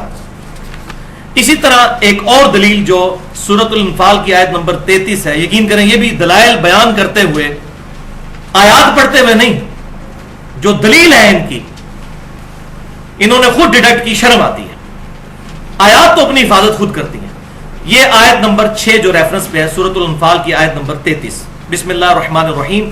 وما کان اللہ لیعذبہم وانت فیہم. اے نبی صلی اللہ علیہ وسلم، اللہ تعالیٰ ان کو کبھی عذاب نہیں دے گا جبکہ آپ ان میں موجود ہیں. وہ کہتے ہیں اس میں لکھا ہوا ہے نا کہ آپ صلی اللہ علیہ وسلم موجود ہیں، تو آپ صلی اللہ علیہ وسلم قیامت تک کے لیے موجود ہیں. دیکھیں امت پر کوئی عذاب ہی نہیں آتا، پتہ نہیں ان کو عذاب کیوں نہیں نظر آتے. عذاب صحیح بخاری کے اندر موجود ہے. اس امت پہ ایسا عذاب بھی آنے والا ہے کہ ان کی شکلیں بندروں خنزیر کی بن جائیں گی. یہ گانے باجے والے ریفرنس میں موجود ہے. یہ پتہ نہیں کس نے پٹی پڑھا دی ہے کہ عذاب نہیں اس امت پر آئے گا. بخاری اور مسلم میں مجھے گھنٹہ چاہیے میں بتاؤں جو اس امت پہ عذاب آنے ہیں. وہ حضور صلی اللہ علیہ وسلم کی صحیح مسلم میں دعا ہے کہ میں نے اپنے رب سے دعا کی کہ ایسا عذاب نہ آئے کہ میری پوری امت ہی ختم ہو جائے. پارشلی عذاب تو امت میں آئیں گے، تو لہذا یہ بھی ڈکوسلا جو مچایا تھا یہ بھی میں نے ختم کر دیا. یہ کس نے عقیدہ بتایا کہ عذاب نہیں آئے گا؟ اور پاکستان تو میں سمجھتا ہوں پچھلے 8-10 سال سے اللہ کے عذاب کی لپیٹ میں، کیونکہ یہ وہ ملک تھا جو اسلام کے نام پر بنا تھا، لیکن یہاں پر اسلام کا نفاذ ہم نے نہیں کیا. ابھی پتہ نہیں کتنا امتحان ہمارا باقی ہے. وَلِعَوْذُ بِاللَّهِ تَعَالَى. تو اے نبی صلی اللہ علیہ وسلم جب تک آپ ان میں موجود ہیں اللہ ان کو عذاب نہیں دے گا. اس سے پچھلی آیت پڑھتے نہیں ہیں. اس سے پچھلی جو آیت ہے 32 نمبر، اس میں یہ ہے کہ ابو جہل اور اس کے ماننے والے کہتے تھے اے اللہ اگر یہ قرآن واقعی تیری کتاب ہے اور یہ نبی پر حق ہے تو آسمان سے ہم پر عذاب کیوں نہیں نازل ہو جاتا؟ ہم تیرے قرآن اور نبی کو جھٹلا رہے ہیں، ہم پر پتھر کیوں نہیں نازل ہوتے اس جرم کی پاداش میں کہ ہم تیرے نبی کو نہیں مان رہے. تو اس سے اگلی آیت یہ ہے وما کان اللہ لیعذبہم وانت فیہم. اے نبی جب تک آپ مکے میں موجود ہے ہم ان پر عذاب کیسے بھیجیں؟ ہماری تو سنت یہ ہے کہ جب کبھی بھی کافروں پر عذاب بھیجنا ہوتا ہے تو ایمان والوں کو اس علاقے سے نکال لیتے ہیں، پھر کافروں پر عذاب آتا ہے. نوح علیہ السلام ان کے ساتھیوں کو کشتی میں سوار کیا اور باقیوں کو غرق کیا. موسیٰ علیہ السلام اور ان کے ساتھیوں کو اس علاقے سے نکالا اور باقیوں کو غرق کیا. تو آپ مکے میں موجود ہیں، ہم مکے میں عذاب کیسے بھیجیں؟ اندازہ کریں حاضر و ناظر کا اس کے ساتھ کیا تعلق تھا. لیکن مفتی احمد جہاں نعیمی صاحب کو بالکل کوئی اللہ کی اور اللہ کے محبوب صلی اللہ علیہ وسلم کی شرم نہیں آئی اس سے یہ رزلٹ نکالتے ہوئے. وَلِعَوْذُ بِاللَّهِ تَعَالَى. تو میں پھر مفتی صاحب کو پھر وہی جواب دوں گا جو وہ اہل حق کو دیتے ہیں کہ صحیح بخاری میں خوارج والے چیپٹر میں ابن عمر رضی اللہ تعالیٰ عنہ کا قول موجود ہے کہ اس روئے ارض پر بدترین مخلوق وہ لوگ ہیں کہ کافروں پر جو آیات نازل ہوئی تھی وہ مسلمانوں پہ لگاتے ہیں. یہ بدترین مخلوق. یہ آیت کافروں کے بارے میں تھی کہ کافروں میں جب تک آپ موجود ہیں ہم کافروں پر عذاب نہیں دیں گے. انہوں نے پکڑ کے مسلمانوں پہ لگا دی. تو آگے نا فتوے پہ پھر یہ وہ آیت ان کے اوپر جو آیات کافروں کے بارے میں نازل ہوئی تھی مسلمانوں پر تو.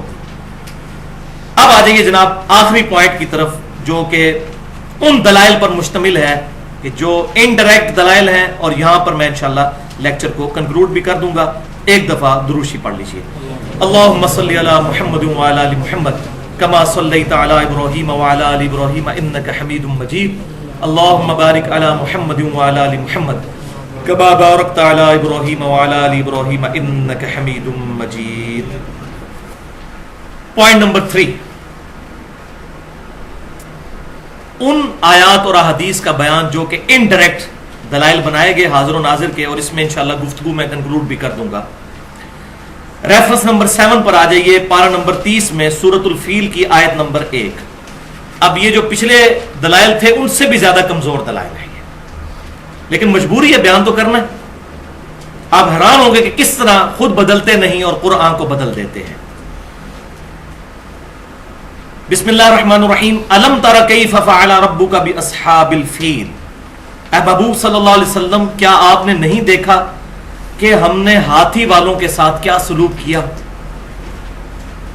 یہ اس واقعے کی طرف اشارہ تھا جس سال آپ صلی اللہ علیہ وسلم کی پیدائش ہوئی. اس سال ابراہ نے خانہ کعبہ شریف کو شہید کرنے کی غرض سے حملہ کیا تھا، تو اللہ تعالیٰ کی طرف سے ابابیل کا لشکر آیا اور وہ ہلاک کر دیے گئے. تو کہتے ہیں دیکھیں نبی صلی اللہ علیہ وسلم وہاں پر موجود تھے نا، اسی لیے تو کہا گیا کہ اے نبی صلی اللہ علیہ وسلم کیا آپ نے نہیں دیکھا؟ تو آپ اپنی پیدائش سے پہلے بھی حاضر و ناظر تھے، یہ واقعہ دیکھ رہے تھے. حالانکہ یہ بھائیوں عربی لنگوسٹک میں یہ محاورتاً بات ہوتی ہے کہ کیا آپ نے نہیں دیکھا یہ جو واقعہ ہوا، اس کو عام الفیل کہا جاتا تھا، فیل والا سال. اسی سال آپ صلی اللہ علیہ وسلم کی پیدائش بھی ہوئی. لیکن اگر کوئی کہتا ہے نہیں اس سے مراد ہے کہ آپ نے یہ واقعہ دیکھا ہے، تو اگلی آیت یہ ہے، اگر یہاں حاضر و ناظر مراد لیا جائے تو اگلی آیت ریفرنس نمبر 8 سورۃ الانبیاء کی آیت نمبر 30 ہے، اولم یر الذین کفروا ان السماوات والارض کانتا رتقا ففتقناہما، کیا کافروں نے نہیں دیکھا کہ زمین و آسمان ملے ہوئے تھے، ہم نے ان کو پھاڑ کر جدا کیا؟ تو کافر تو اس سے بھی پہلے کے حاضر و ناظر ہیں، زمین و آسمان یعنی بگ بینگ کے وقت بھی کافر حاضر و ناظر، وہی الفاظ ہیں، کیا کافروں نے نہیں دیکھا؟ وہی علم یہاں اولم، وَجَعَلْنَا مِنَ الْمَاءِ كُلَّ شَيْءٍ حَيٍّ أَفَلَا يُؤْمِنُونَ، اور ہم نے ہر زندہ چیز کو پانی سے پیدا کیا، کیا یہ اب بھی ایمان نہیں لائیں گے؟ تو کافروں نے نہیں دیکھا، مراد کیا کہ یہ قدرت کی ساری نشانیاں ان کے سامنے موجود ہیں، یہ نہیں ہے کہ انہوں نے بگ بینگ ہوتے ہوئے دیکھی ہے، یعنی قدرت کے اوپر غور کریں۔ اس پہ میرا پورا لیکچر بھی ہے، who is Allah in the light of latest scientific facts, مسئلہ نمبر 60 کے نام سے، اللہ کون ہے جدید سائنسی حقائق کی روشنی میں، اس میں اسی آیت کو میں نے بنیاد بنایا ہے، بیولوجی کے پوائنٹ آف ویو سے بھی اور اسٹرونومی بگ بینگ کے پوائنٹ آف ویو سے۔ اسی طرح ایک اور آیت مبارکہ وہ پیش کرتے ہیں، سورۃ البقرہ آیت نمبر 54، وَإِذْ قَالَ مُوسَى لِقَوْمِهِ، اور یاد کرو وہ وقت جب موسیٰ علیہ السلام نے اپنی قوم سے کہا تھا۔ یہ قرآن کا سٹائل ہے کہنے کا کہ وہ وقت یاد کرو، وہ کہتے ہیں نہیں جی یاد اس کو کروایا جاتا ہے جو اس وقت موجود تھا، تو نبی صلی اللہ علیہ وسلم وہاں پر موجود تھے، اس لیے کہا جا رہا ہے کہ یاد کرو وہ وقت۔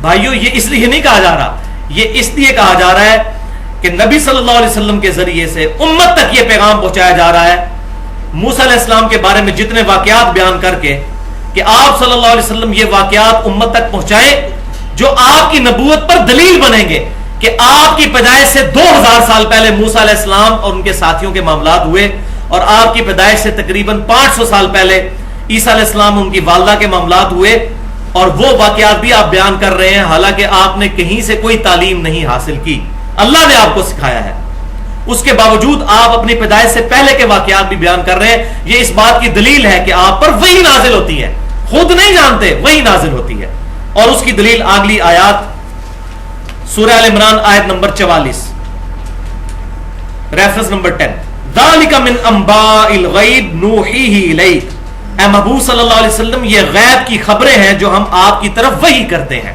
آپ سے پیدائش کی پہلے کی باتیں۔ وما كنت لديهم اذ يلقون اقلامهم ايهم يكفل مریم، اور اے محبوب صلی اللہ علیہ وسلم جب سیدہ مریم کی کفالت کے لیے قرآن اندازی کی جا رہی تھی پانی میں کلمے ڈال کر کہ کون مریم کی کفالت کرتا ہے، اس وقت آپ وہاں پر موجود نہیں تھے۔ اس کی ڈیٹیل تورات میں ملتی ہے ہمیں، تورات میں نہیں انجیل کے اندر، ظاہر ہے تورات میں تو ہو بھی نہیں سکتی، کہ عیسیٰ علیہ السلام کی جو والدہ تھیں ان کی کفالت کے لیے اختلاف پیدا ہوا۔ اس وقت چیف پریسٹ جو تھے ہیکل سلیمانی کے جو بڑے کاہن تھے وہ سیدنا زکریا علیہ السلام تھے، ٹیمپل آف سلیمان کے، تو انہوں نے ان پر اللہ تعالیٰ نے یہ وحی کی کہ آپ قرآن اندازی کریں کہ پانی کے بہاؤ پر کلمے رکھیں، جس کی قلم پانی کے بہاؤ کے اپوزٹ چلنا شروع کر دے گی، یہ تو بڑا ناممکن سی بات ہے، وہ تو پانی کے ساتھ ہی قلم بہہ جائے گی، تو جس کی اپوزٹ چلے گی نا تو وہ کفالت کرے گا سیدہ مریم کی۔ تو سیدنا زکریا علیہ السلام کی اپوزٹ چلنا شروع ہو گئی تھی، تو وہ خالو بھی تھے سیدہ مریم کے، ان کے حصے میں یہ معاملہ آیا کہ انہوں نے کفالت کی سیدہ مریم کی، تو اس کی طرف اشارہ ہو رہا ہے کہ اے نبی صلی اللہ علیہ وسلم جب وہ کلمے ڈال رہے تھے آپ تو وہاں موجود نہیں تھے، وما كنت لديهم اذ يختصمون، اور نہ آپ اس وقت وہاں موجود تھے جب ان میں جھگڑا ہو رہا تھا۔ کیا مراد کہ آپ موجود نہیں تھے، تب بھی آپ یہ باتیں بیان کر رہے ہیں وحی کی وجہ سے، یہ آپ کی نبوت کی دلیل ہے۔ اب اللہ تعالیٰ کہہ رہا ہے کہ موجود نہیں تھے، جب ہم یہ آیت پیش کرتے ہیں تو مفتی احمد جان نعیمی صاحب نے جال میں اس کا جواب بھی دے دیا ہے، انہوں نے کہا اس میں لکھا ہوا ہے کہ موجود نہیں تھے، یہ تو نہیں لکھا ہوا کہ وہاں پر شاہد نہیں تھے، موجود کہیں اور تھے لیکن دور سے دیکھ رہے تھے، جیسا کہ آج قبر انور میں رہتے ہوئے ہمیں دیکھ رہے ہیں۔ اور دیو جی جواب کہتے ہیں تو موجود کی نفی ہے، حاضر کی نفی ہے، ناظر کی نفی نہیں ہے۔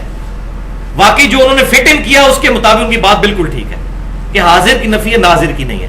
تو میں بڑا عرصہ پریشان رہا کہ کوئی آیت ایسی ملے جس میں حاضر و ناظر دونوں کی نفی ہو، یعنی موجود ہونے کے بھی اور دیکھنے کی بھی۔ اور وہ اللہ تعالیٰ نے آیت ڈالی ہوئی ہے.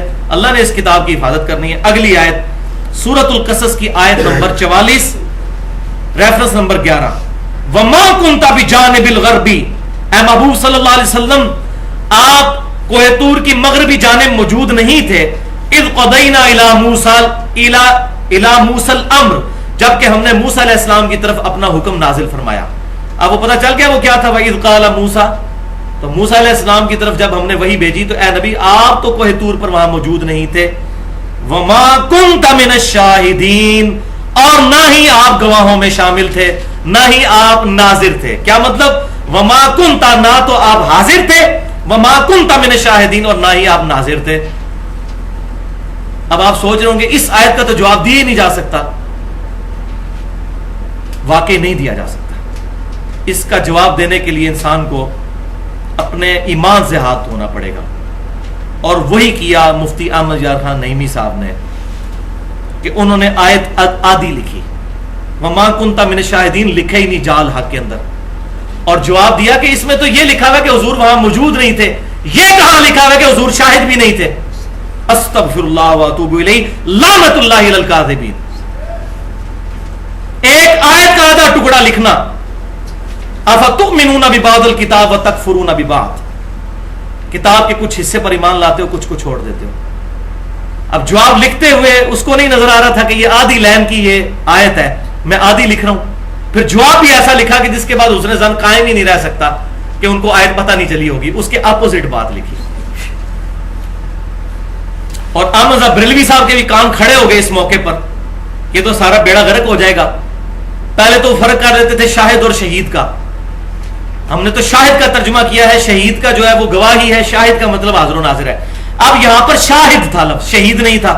وما کنت من الشاہدین، یہاں تو ان کو ترجمہ کرنا پڑنا تھا حاضر و ناظر والا. لیکن آپ حیران ہوں گے کہ کس درجے پر انہوں نے خیانت کی. انہوں نے ترجمہ کیا اس کا، اے نبی صلی اللہ علیہ وسلم نہ تو آپ وہاں پر موجود تھے اور نہ وہاں پر حاضر تھے. شاہد کا ترجمہ حاضر کر دیا، ناظر نہیں کیا. پیچھے سارا حاضر و ناظر کرتے آئے ہیں. اب یہاں ترجمہ کیا بنتا تھا؟ نہ آپ حاضر تھے نہ ناظر تھے. تو انہوں نے دونوں ہی ایک ترجمہ کر دیا، نہ تو آپ موجود تھے نہ حاضر تھے. آپ دیکھیں اتنے بڑے بڑے علماء، یہ دیکھیں وَلِعَاذُ بِاللَّهِ تَعَالَى. بس وہ ایک بہت بڑے عالم اسلام آباد میں، ان کی بات مجھے بڑی پسند ہے. وہ کہتے ہیں کہ بیٹا دعا کیا کرو کہ گیئر الٹا نہ لگ جائے.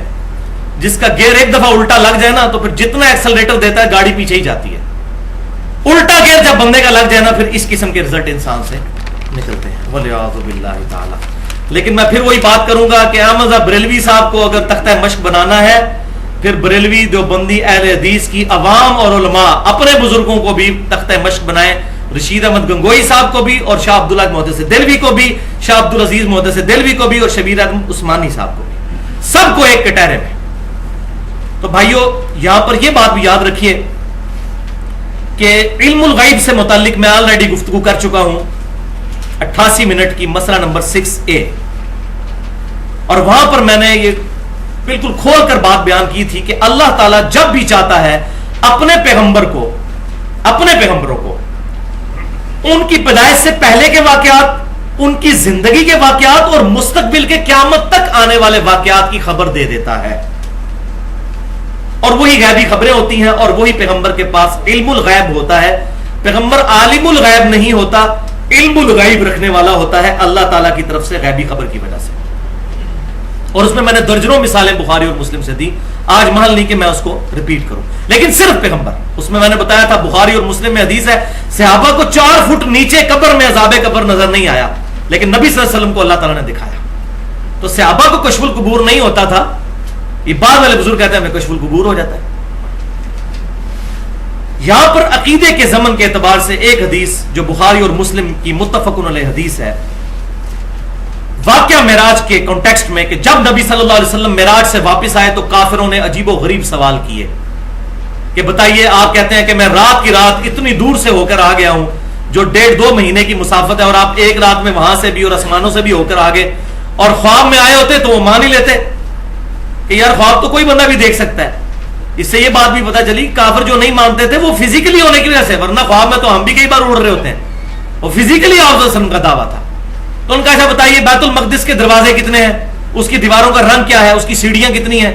اب ایک بندہ گیا ہی ایک دفعہ ہے اور وہ بھی رات کے وقت میں یہ 3 سالوں میں درجنوں دفعہ یہ سیڑھیاں چڑھا ہوں، مجھے نہیں پتا کہ یہ بار کلر کیا ہے اس کا باہر ہماری اکیڈمی کا، سیڑھیاں کتنی ہیں نہیں ہوتا ذہن میں. تو نبی صلی اللہ علیہ وسلم کہتے ہیں کہ میں پریشان ہوا اور اتنا پریشان ہوا کہ میں ان کے سوالوں کے جواب نہیں دے سکوں گا اور یہ مجھے جھٹلائیں گے. تو میں حتیم میں کھڑا ہوا تو اللہ نے بیت المقدس مکے میں میرے سامنے کر دیا. وہ جو مجھے پوچھتے جاتے تھے میں دیکھ کر بتاتا چلا جاتا تھا. تو آپ صلی اللہ علیہ وسلم پر یہ معجزہ اللہ کی طرف سے اس وقت ظاہر ہوا. آپ پریشان کیوں ہوئے؟ اگر حاضر و ناظر والا عقیدہ ہوتا تو آپ وہاں بھی موجود تھے، یہاں بھی موجود تھے، بتا دیتے. تو پریشان اس لیے ہوئے کہ یہ والا عقیدہ ہی امت کے اندر نہیں موجود تھا اس وقت. نبی صلی اللہ علیہ وسلم کے علم میں بھی یہ عقیدہ نہیں تھا کہ یہ عقیدہ ہونا چاہیے. اور مسلم کے الفاظ ہیں، انٹرنیشنل نمبر کے مطابق 430 نمبر حدیث ہے کہ میں نے بیت المقدس میں انبیاء کی امامت بھی کروائی.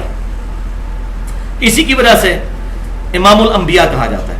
ایک بہت بڑے بریلوی عالم وہ مجھے کہنے لگے جی آپ تو حدیث کرتے ہیں اور قرآن حدیث کرتے ہیں اور آپ کہتے ہیں امام الانبیاء، تو قرآن حدیث سے یہ بھی کوئی نہیں ثابت. دیکھیں کس طرف چل پڑے جب وہ انسان کو بغض آ جاتا ہے. میں نے کہا آپ کے پاس قرآن حدیث میں نہیں، ہمارے پاس مسلم شریف میں 430 نمبر حدیث ہے کتاب الایمان میں کہ نبی صلی اللہ علیہ وسلم نے انبیاء کی امامت فرمائی ہے بیت المقدس میں، اس لیے ہم امام الانبیاء کہتے ہیں. الحمدللہ. تو خاموش ہو گئے. تو مسلم کے الفاظ ہیں کہ میں نے امامت کروائی. اس کے بعد میں جب آیا یہاں پر مکہ میں تو مجھ سے کفار نے سوال کیے. میں اتنا غمناک ہوا کہ اعلان نبوت کے بعد کبھی اتنا پریشان نہیں ہوا تھا کہ میں ان کے سوالوں کے جواب ہی نہیں دے سکوں گا اور یہ مجھے جھوٹا کہیں گے. پھر اللہ نے بیت المقدس کو میرے سامنے کر دیا. اس لیے بھائیو صحابہ کرام کا عقیدہ بالکل واضح تھا.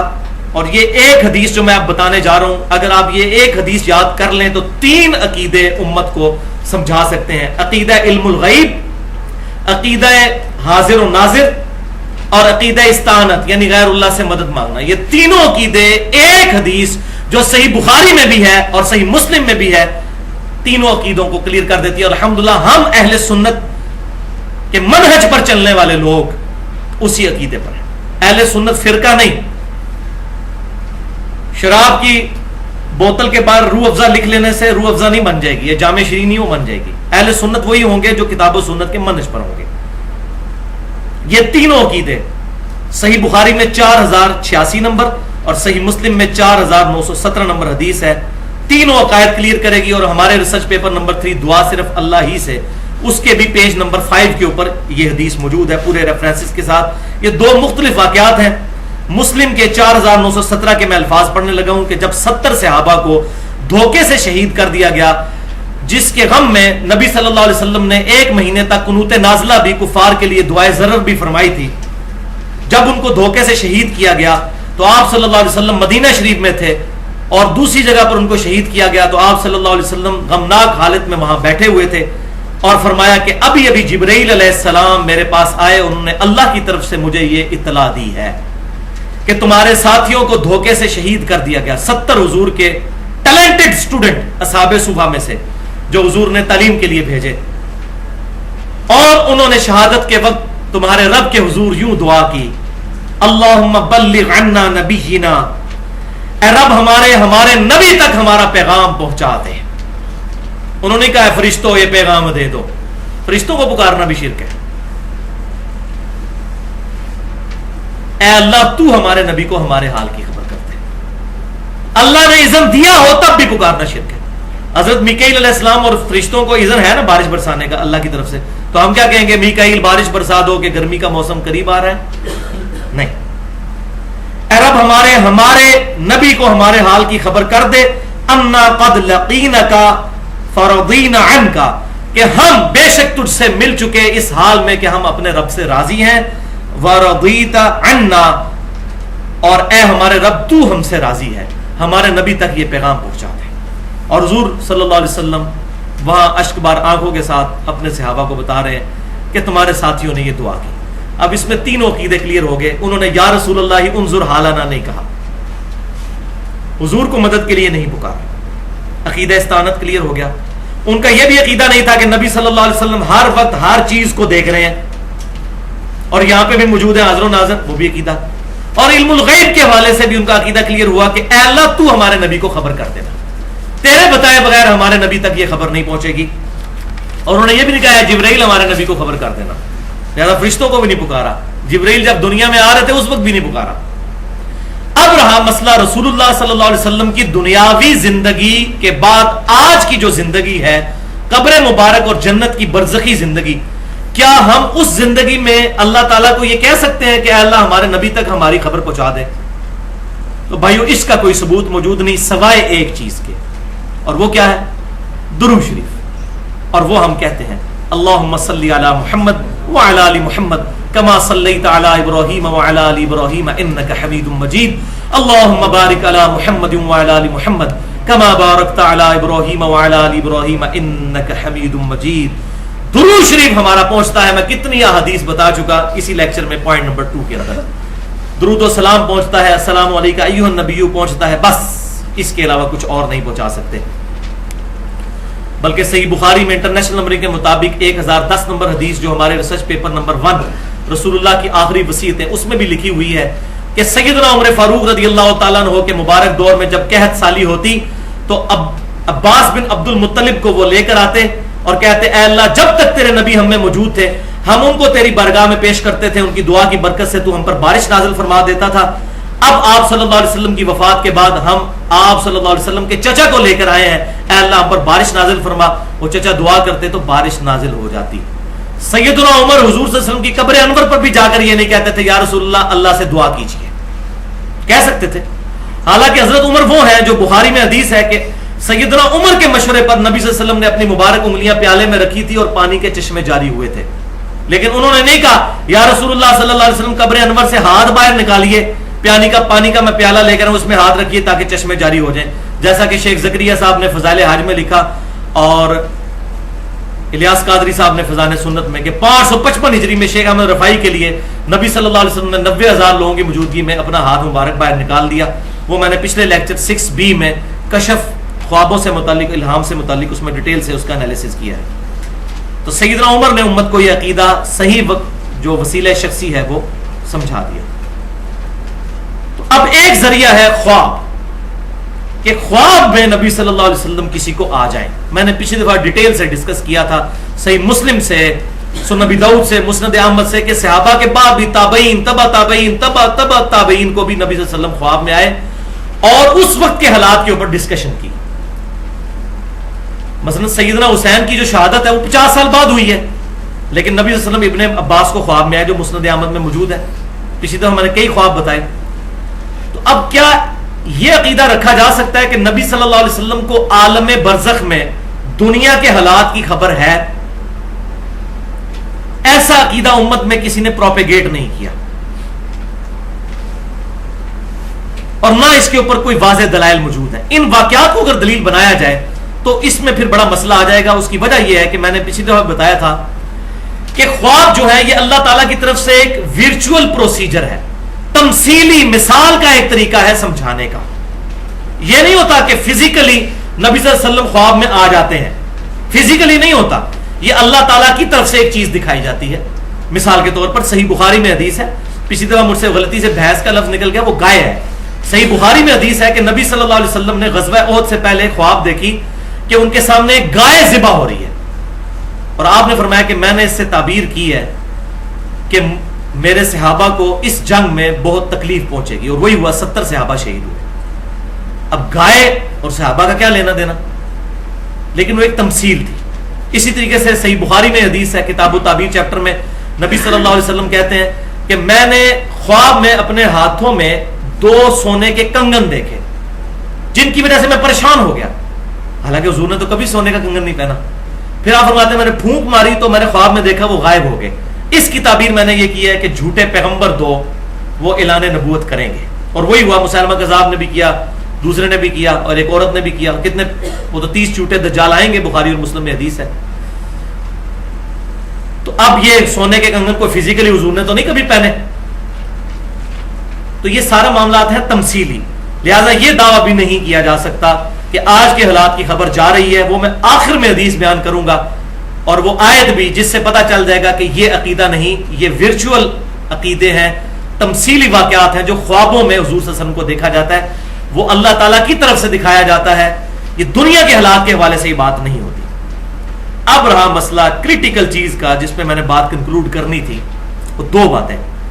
یہ اکثر آپ سنتے ہوں گے، وہ کہتے ہیں جی قبر میں تیسرا سوال ہوتا ہے، نبی صلی اللہ علیہ وسلم کا چہرہ مبارک دکھایا جاتا ہے اور کہا جاتا ہے کہ اس مرد کے بارے میں تیرا دنیا میں کیا عقیدہ تھا؟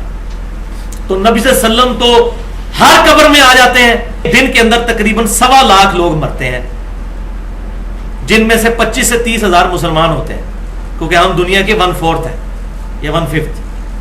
25 ہزار مسلمان بھی روزانہ مر رہے ہیں، ہم کہتے ہیں نہیں غور پہ کوئی اور، وہ کہتے ہیں تو اتنی قبروں میں نبی صلی اللہ علیہ وسلم چلے جاتے ہیں تو حاضر و ناظر ہوئے نا، اس سے وہ عقیدہ گھڑتے ہیں۔ تو پہلے یہ بات میں کلیئر کر دوں، یہ بخاری اور مسلم کی متفق علیہ حدیث ہے، قبر میں 3 سوال ہوں گے۔ پہلا ہوگا من ربک کا، تیرا رب کون؟ دوسرا سوال ما دینک کا، تیرا دین کیا ہے؟ اور تیسرا سوال ہوگا ما کنت تقول فی حق ھذا الرجل، اس مرد کے بارے میں تو دنیا میں کیا کہا کرتا تھا، کیا عقیدہ رکھتا تھا؟ اس میں یہ نہیں موجود کہ وہ نبی صلی اللہ علیہ وسلم سامنے موجود ہوتے ہیں، وہ کہتے ہیں یہ سامنے جو کھڑے ہوئے ہیں جو موجود ہے، نہیں، وہ آگے پھر خود ضرب تقسیمیں لگا لیتے ہیں نا، وہ کہتے ہیں جی لفظ آیا ہاذا، اور ہاذا ہوتا ہے موجود کے لیے، تو نبی صلی اللہ علیہ وسلم قبر میں موجود ہوتے ہیں۔ تو بھائیو اگر یہ عقیدہ مان لیا جائے تو عربی لنگوسٹک کا جنازہ نکل جائے گا، کیونکہ عربی لنگوسٹک میں ہاذا 3rd پرسن کے لیے بھی استعمال ہوتا ہے، ہمیشہ 2nd پرسن کے لیے نہیں، 3rd پرسن کے لیے بھی۔ اور بخاری اور مسلم میں حدیث ہے کہ ابو سفیان رضی اللہ تعالیٰ عنہ، بعد میں تو مسلمان ہو گئے، جب یہ رومن امپائر میں گئے تو کیسر روم نے ان کو بلا کر پوچھا، اور اس میں اس نے لفظ استعمال کیے کہ حاضر رجل کے لفظ استعمال کیے کہ یہ مرد جس نے مکے میں دعویٰ کیا ہے نبوت کا، اس کے بارے میں تم کیا جانتے ہو، تم قریبی رشتہ دار ہو۔ تو کیا نبی صلی اللہ علیہ وسلم اس وقت روم میں موجود تھے؟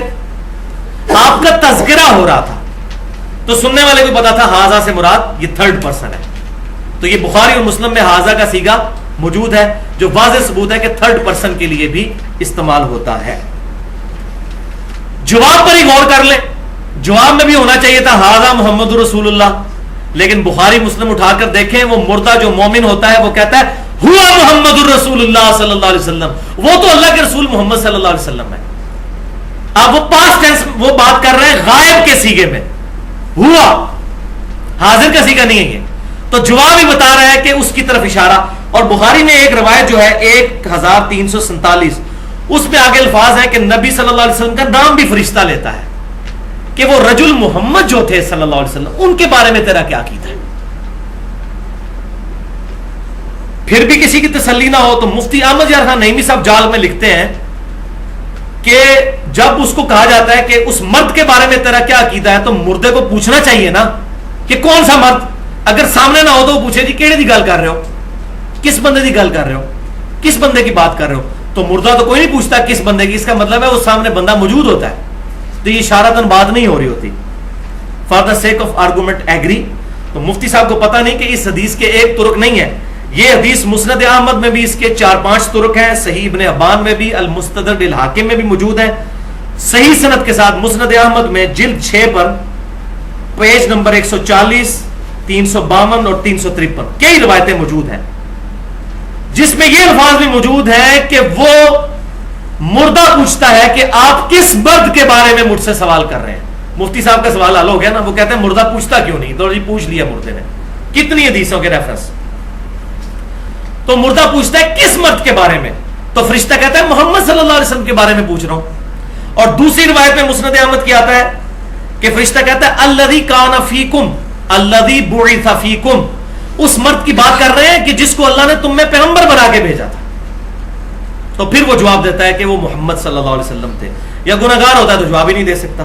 لہذا یہ مسئلہ بھی مفتی صاحب کا حل ہو گیا کہ مردہ پوچھتا کیوں نہیں، مردے نے پوچھ لیا ہے کہ کس مرد کی بات۔ اور اس کانٹیکسٹ میں اس سے بھی بڑی دلیل وہ جامعہ ترمذی کی حدیث ہے، ایک حدیث دوسرے کی تفسیر کرتی ہے، جس کو شیخ البانی اور شیخ زبیر علی زئی صاحب دونوں صحیح کہتے ہیں، امام ترمذی نے بھی صحیح کہا انٹرنیشنل نمبر کے مطابق 3120، کہ قبر میں 3 سوال ہوتے ہیں، من ربو کا، ما دینو کا، من نبیو کا. تیرا رب کون ہے، تیرا دین کیا ہے، تیرا نبی کون ہے. اس میں تو ما کنتا تقولو فی حق ھذا الرجل ہے ہی کوئی نہیں ہے، وہ مسئلہ ہی ختم ہے. اور یہ بالکل ٹون بھی ایک طرح کی ملتی ہے. لہٰذا یہ حدیث بھی اس بات پر ثبوت ہے کہ مختلف انداز سے سوالات مختلف الفاظ کے ساتھ، ظاہر ہے ہر قسم کے لوگ بحث کرنے والے موجود ہوتے ہیں نا. کسی کے ساتھ من نبیوں کا بات ہوگی، کسی کے ساتھ یہ بات ہوگی، کوئی سمجھ جائے گا، ایمان والا تو سمجھ جائے گا کس کے بارے میں پوچھ رہے ہیں. جو زیادہ کیڑے نکالنے والا ہوگا وہ کہے گا کس کے پوچھ رہے ہو، تو اس کو پھر فرشتے کہہ بھی دیں گے یار الذی بعث فیکم الذی کان فیکم. تو یہ دنیا میں بھی صرف معاملات مختلف ہوتے ہیں، تو مختلف سوال جو میں نے اس کو سمجھانا اپروپریٹ، وہ ہر قسم کے بحث کرنے والے لوگ ہیں نا جو سیدھے سیدھے مسلمانوں کو من نبیوں کا کہے گا، نبی صلی اللہ علیہ وسلم. اب دیکھ لیں قبر میں 3 سوال ہونے ہیں، اللہ کے بارے میں، دین کے بارے میں، اور نبی صلی اللہ علیہ وسلم کے بارے میں. لیکن ہمارے علماء نے جو عقیدہ بنایا اس کے تحت تو سوال 2 اور بھی ہونے چاہیے تھے کہ تیرا مسلک اور فقہ کون سی ہے، کیونکہ دین اسلام تو کافی نہیں ہے. اور ہونا چاہیے تھا آپ کس امام کی پیروی کرتے ہو. یہ سارے بنائے ہوئے جو فیبریکیٹڈ امام ہیں ان اماموں کی ہم توہین نہیں کر رہے. عیسیٰ علیہ السلام کی توہین نہیں ہے، لیکن ان کے نام پر جو عیسائیوں نے ڈیوینٹی کلیم کی، عیسیٰ علیہ السلام کو اللہ کا بیٹا کا، کرسچینٹی کو کنڈیم کر رہے ہیں. ان کے نام پر جو ان لوگوں نے یہ فرقے بنائے، تو قبر میں ہی تو سوال نہیں ہونا تیرا امام کون ہے. تو قبر میں پہنچ کر نبی صلی اللہ علیہ وسلم امامت کے لیے کافی ہیں ہماری، تو دنیا میں بھی وہ ہمارے امام ہیں الحمدللہ، وہ امام اعظم ہے الحمدللہ صلی اللہ علیہ وآلہ وسلم. اب یہاں پر میں بات کو ذرا عام آدمی تک پہنچانے کے لیے ایک اور حدیث بیان کر دوں، لیکن شرم آ رہی ہے یہ روایت بیان کرتے ہوئے، اس کا رزلٹ نکالتے ہوئے. لیکن ظاہر ہے کہ موٹے دماغ کے بندے بھی بیٹھے ہوتے ہیں. بخاری اور مسلم کی متفق علیہ حدیث ہے کتاب الجنائز چیپٹر میں. ایک عورت جو سیاہ حبشی عورت تھی، وہ مسجد نبوی کی صفائی کیا کرتی تھی. نبی صلی اللہ علیہ وآلہ وسلم نے کچھ دن دیکھا کہ مسجد میں وہ آئی نہیں ہے، تو صحابہ سے پوچھا کہ وہ حبشی عورت کہاں گئی جو مسجد کی صفائی کیا کرتی تھی. تو صحابہ نے کہا یا رسول اللہ وہ تو فوت ہو گئی، ہم نے تو آپ کے آرام میں خلل سے بچنے کے لیے اس کو دفنا دیا ہے. تو نبی صلی اللہ علیہ وسلم ناراض ہوئے اور آپ نے فرمایا تم نے مجھے خبر کیوں نہیں کی، چلو مجھے بتاؤ اس کی قبر کہاں ہے. تو صحابہ نے بتایا کہ یہ قبر ہے اس کی. آپ صلی اللہ علیہ وآلہ وسلم اس حبشیہ عورت کی قبر پر گئے. حریص علیکم بالمؤمنین رؤوف الرحیم، نبی صلی اللہ علیہ وسلم مومنین کی جانوں پر ان کی جانوں سے بھی بڑھ کر حرص فرمانے والے ہیں الحمدللہ. صحابہ تو اس کو عام عورت سمجھ رہے تھے، لیکن حضور صلی اللہ علیہ وسلم کے نزدیک اس کا یہ مقام تھا کہ مسجد کی صفائی کرنے والی عورت تھی. صحابہ نے بھی اس کو ایک حقیر سمجھا کہ حبشی عورت صفائی کرنے والی. تو نبی صلی اللہ علیہ وسلم اس کی قبر پر گئے، قبر پہ جا کے جنازہ پڑھا. اور مسلم کے الفاظ ہیں کہ آپ صلی اللہ علیہ وسلم فرماتے ہیں کہ میرے صرف قبرستان آنے کی وجہ سے، اللہ اکبر کبیرہ، یہ قبریں جو کہ تاریکی میں ڈوبی ہوئی تھی، اللہ نے سب قبروں کو نور سے بھر دیا ہے. اچھا وہ قبریں کن کی تھیں؟ صحابہ کی. ظاہر ہے کافروں کی قبروں کو تو حضور کے ایسے نور سے نہیں بھرا گیا، کافر کے لیے تو کچھ نہیں ہے. تو اندازہ کریں کہ معاملہ کتنا نازک ہے. یہاں لوگ کہتے ہیں شیخ عبد القادر جیلانی کے مرید ہو جاؤ، وہ کہتے ہیں میں اس وقت تک جنت میں نہیں جاؤں گا جب تک سارے مرید نہ لے جاؤں. تو شیخ عبد القادر جیلانی رحمۃ اللہ علیہ کوئی بھی بزرگ سوائے عشرہ مبشرہ 10 صحابہ کے کوئی شخص اپنے بارے میں نہیں کہہ سکتا کہ میں نے بھی جنت میں جانا ہے کہ نہیں. ہم اس رضان رکھتے ہیں، لیکن کوئی گارنٹی کے ساتھ تو صحابہ کرام کے بعد نہیں کسی کے بارے میں کہہ سکتا. اللہ. تو اب اس سے ایک رزلٹ یہ بھی نکلا کہ نبی صلی اللہ علیہ وسلم کو نہیں پتا تھا کہ وہ فوت ہو چکی ہے. آپ نے ان کو کہا کہ مجھے بتایا کیوں نہیں. پھر آپ نے کہا قبر کی نشاندہی کرو. پھر اس سے بھی آپ کو کہنے جی اندروں پتا سی ویسے نہیں سن کہندے. تو نبی سلیم الفطرت ہوتا ہے، ایسا جملہ بولنا ہی گستاخی ہے. حضور کوئی ٹھٹا کرنے والے نہیں تھے معاذ اللہ استغفر اللہ. آپ صلی اللہ علیہ وسلم کوئی جگت کے ساتھ بات نہیں کرنے والے تھے معاذ اللہ استغفر اللہ. وَإِنَّكَ لَعَلَىٰ خُلُقٍ عَظِيمٍ، اخلاق کے بلند ترین درجے پر فائز تھے. آپ کو نہیں پتا تھا.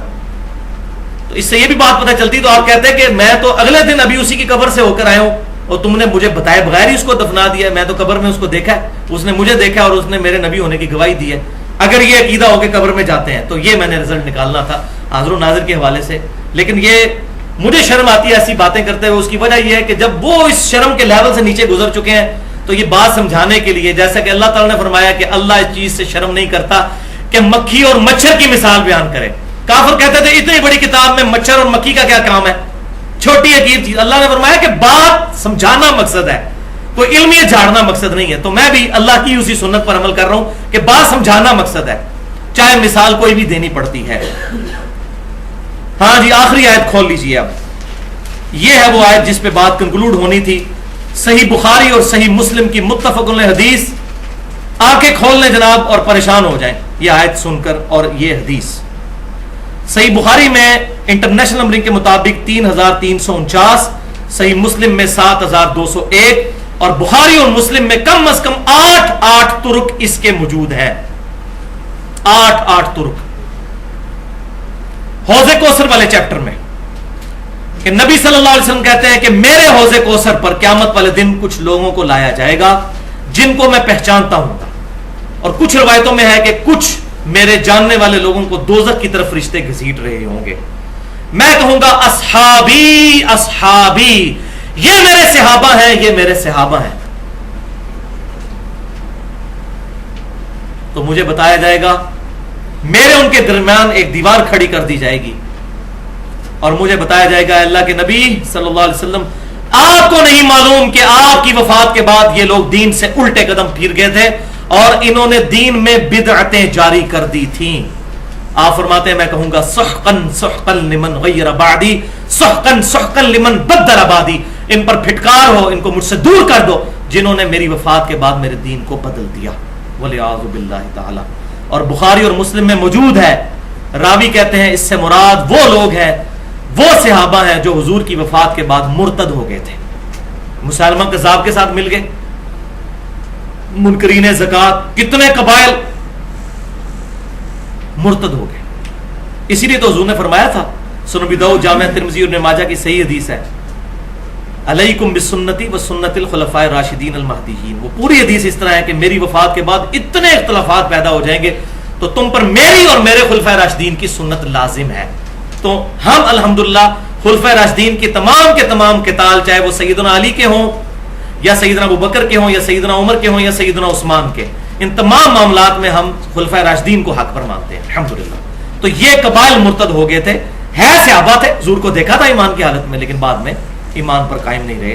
والعیاذ باللہ تعالی. بڑا نازک معاملہ ہے, اس پہ میں نے بڑی خطرناک گفتگو بھی کی ہے. مسئلہ نمبر 34 کے نام سے منافقت کی تعریف, اس کی اقسام اور اس کی مثالیں, اور اس میں نے بتایا کہ بڑے بڑے صحابہ بھی ڈرتے تھے کہ ہماری ایمان پر موت ہو, ڈرتے تھے, اللہ سے دعائیں کرتے تھے.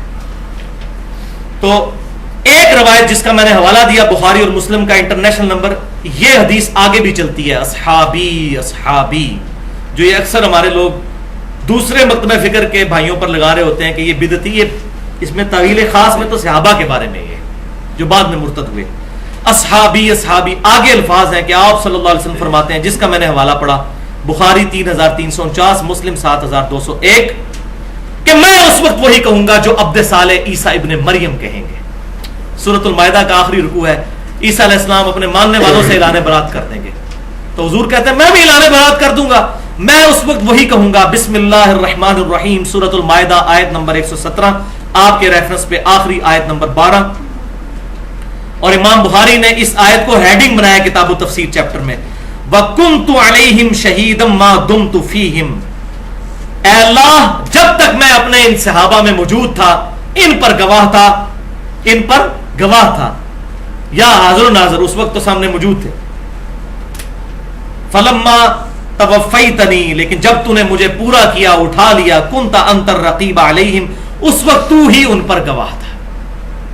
وَأَنْتَ عَلَى كُلِّ شَيْءٍ شَهِيدٌ, اور ہر چیز پر گواہ حاضر کے بجائے عالم و ناظر تو ہی ہے, یہی ہوئی شہید لفظ. یہاں پر اب شہید لغت کے معنوں میں آیا ہے, اصطلاح کے معنوں میں نہیں, کہ اللہ تعالیٰ ہر چیز پر گواہ ہے. یہ وہ ہے, وہ شہید ہے, وہ تو امت بھی ہے شہید, شہادت علی الناس. تو جب تو نے مجھے اٹھا لیا پھر تو ہی ان پر گواہ تھا. اور اگلی آیت پھر چلتی ہے, اللہ اب یہ تیرے بندے ہیں, چاہے ان کو عذاب دے چاہے ان کو بخش دے. تو اللہ تعالیٰ فرمائے گا آج کا دن وہ ہے جس دن سچوں کو سچا عقیدہ نفع دے گا, بخشش کوئی نہیں ہے جس نے نبی صلی اللہ علیہ وسلم کی مخالفت پر عقائد کھڑے۔ اس حدیث کے ساتھ بخاری اور مسلم میں مشہور تابعی جو یہ حدیث روایت کرتے تھے عبداللہ بن ابی ملیکہ رحمۃ اللہ علیہ، وہ کہا کرتے تھے، اور وہی ہماری آخر میں دعا ہے۔ اسی حدیث بخاری اور مسلم میں، یہ دیکھیں کیسی کرامت ہوئی ہے، یہ آخر میں دعا بھی وہی آ رہی ہے۔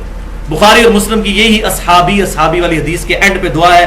عبداللہ ابن ابی ملیکہ کہتے ہیں، اے اللہ ہم تجھ سے دعا کرتے ہیں کہ تیرے نبی کی وفات کے بعد ان کے دین سے الٹے قدم نہ پھریں، آمین۔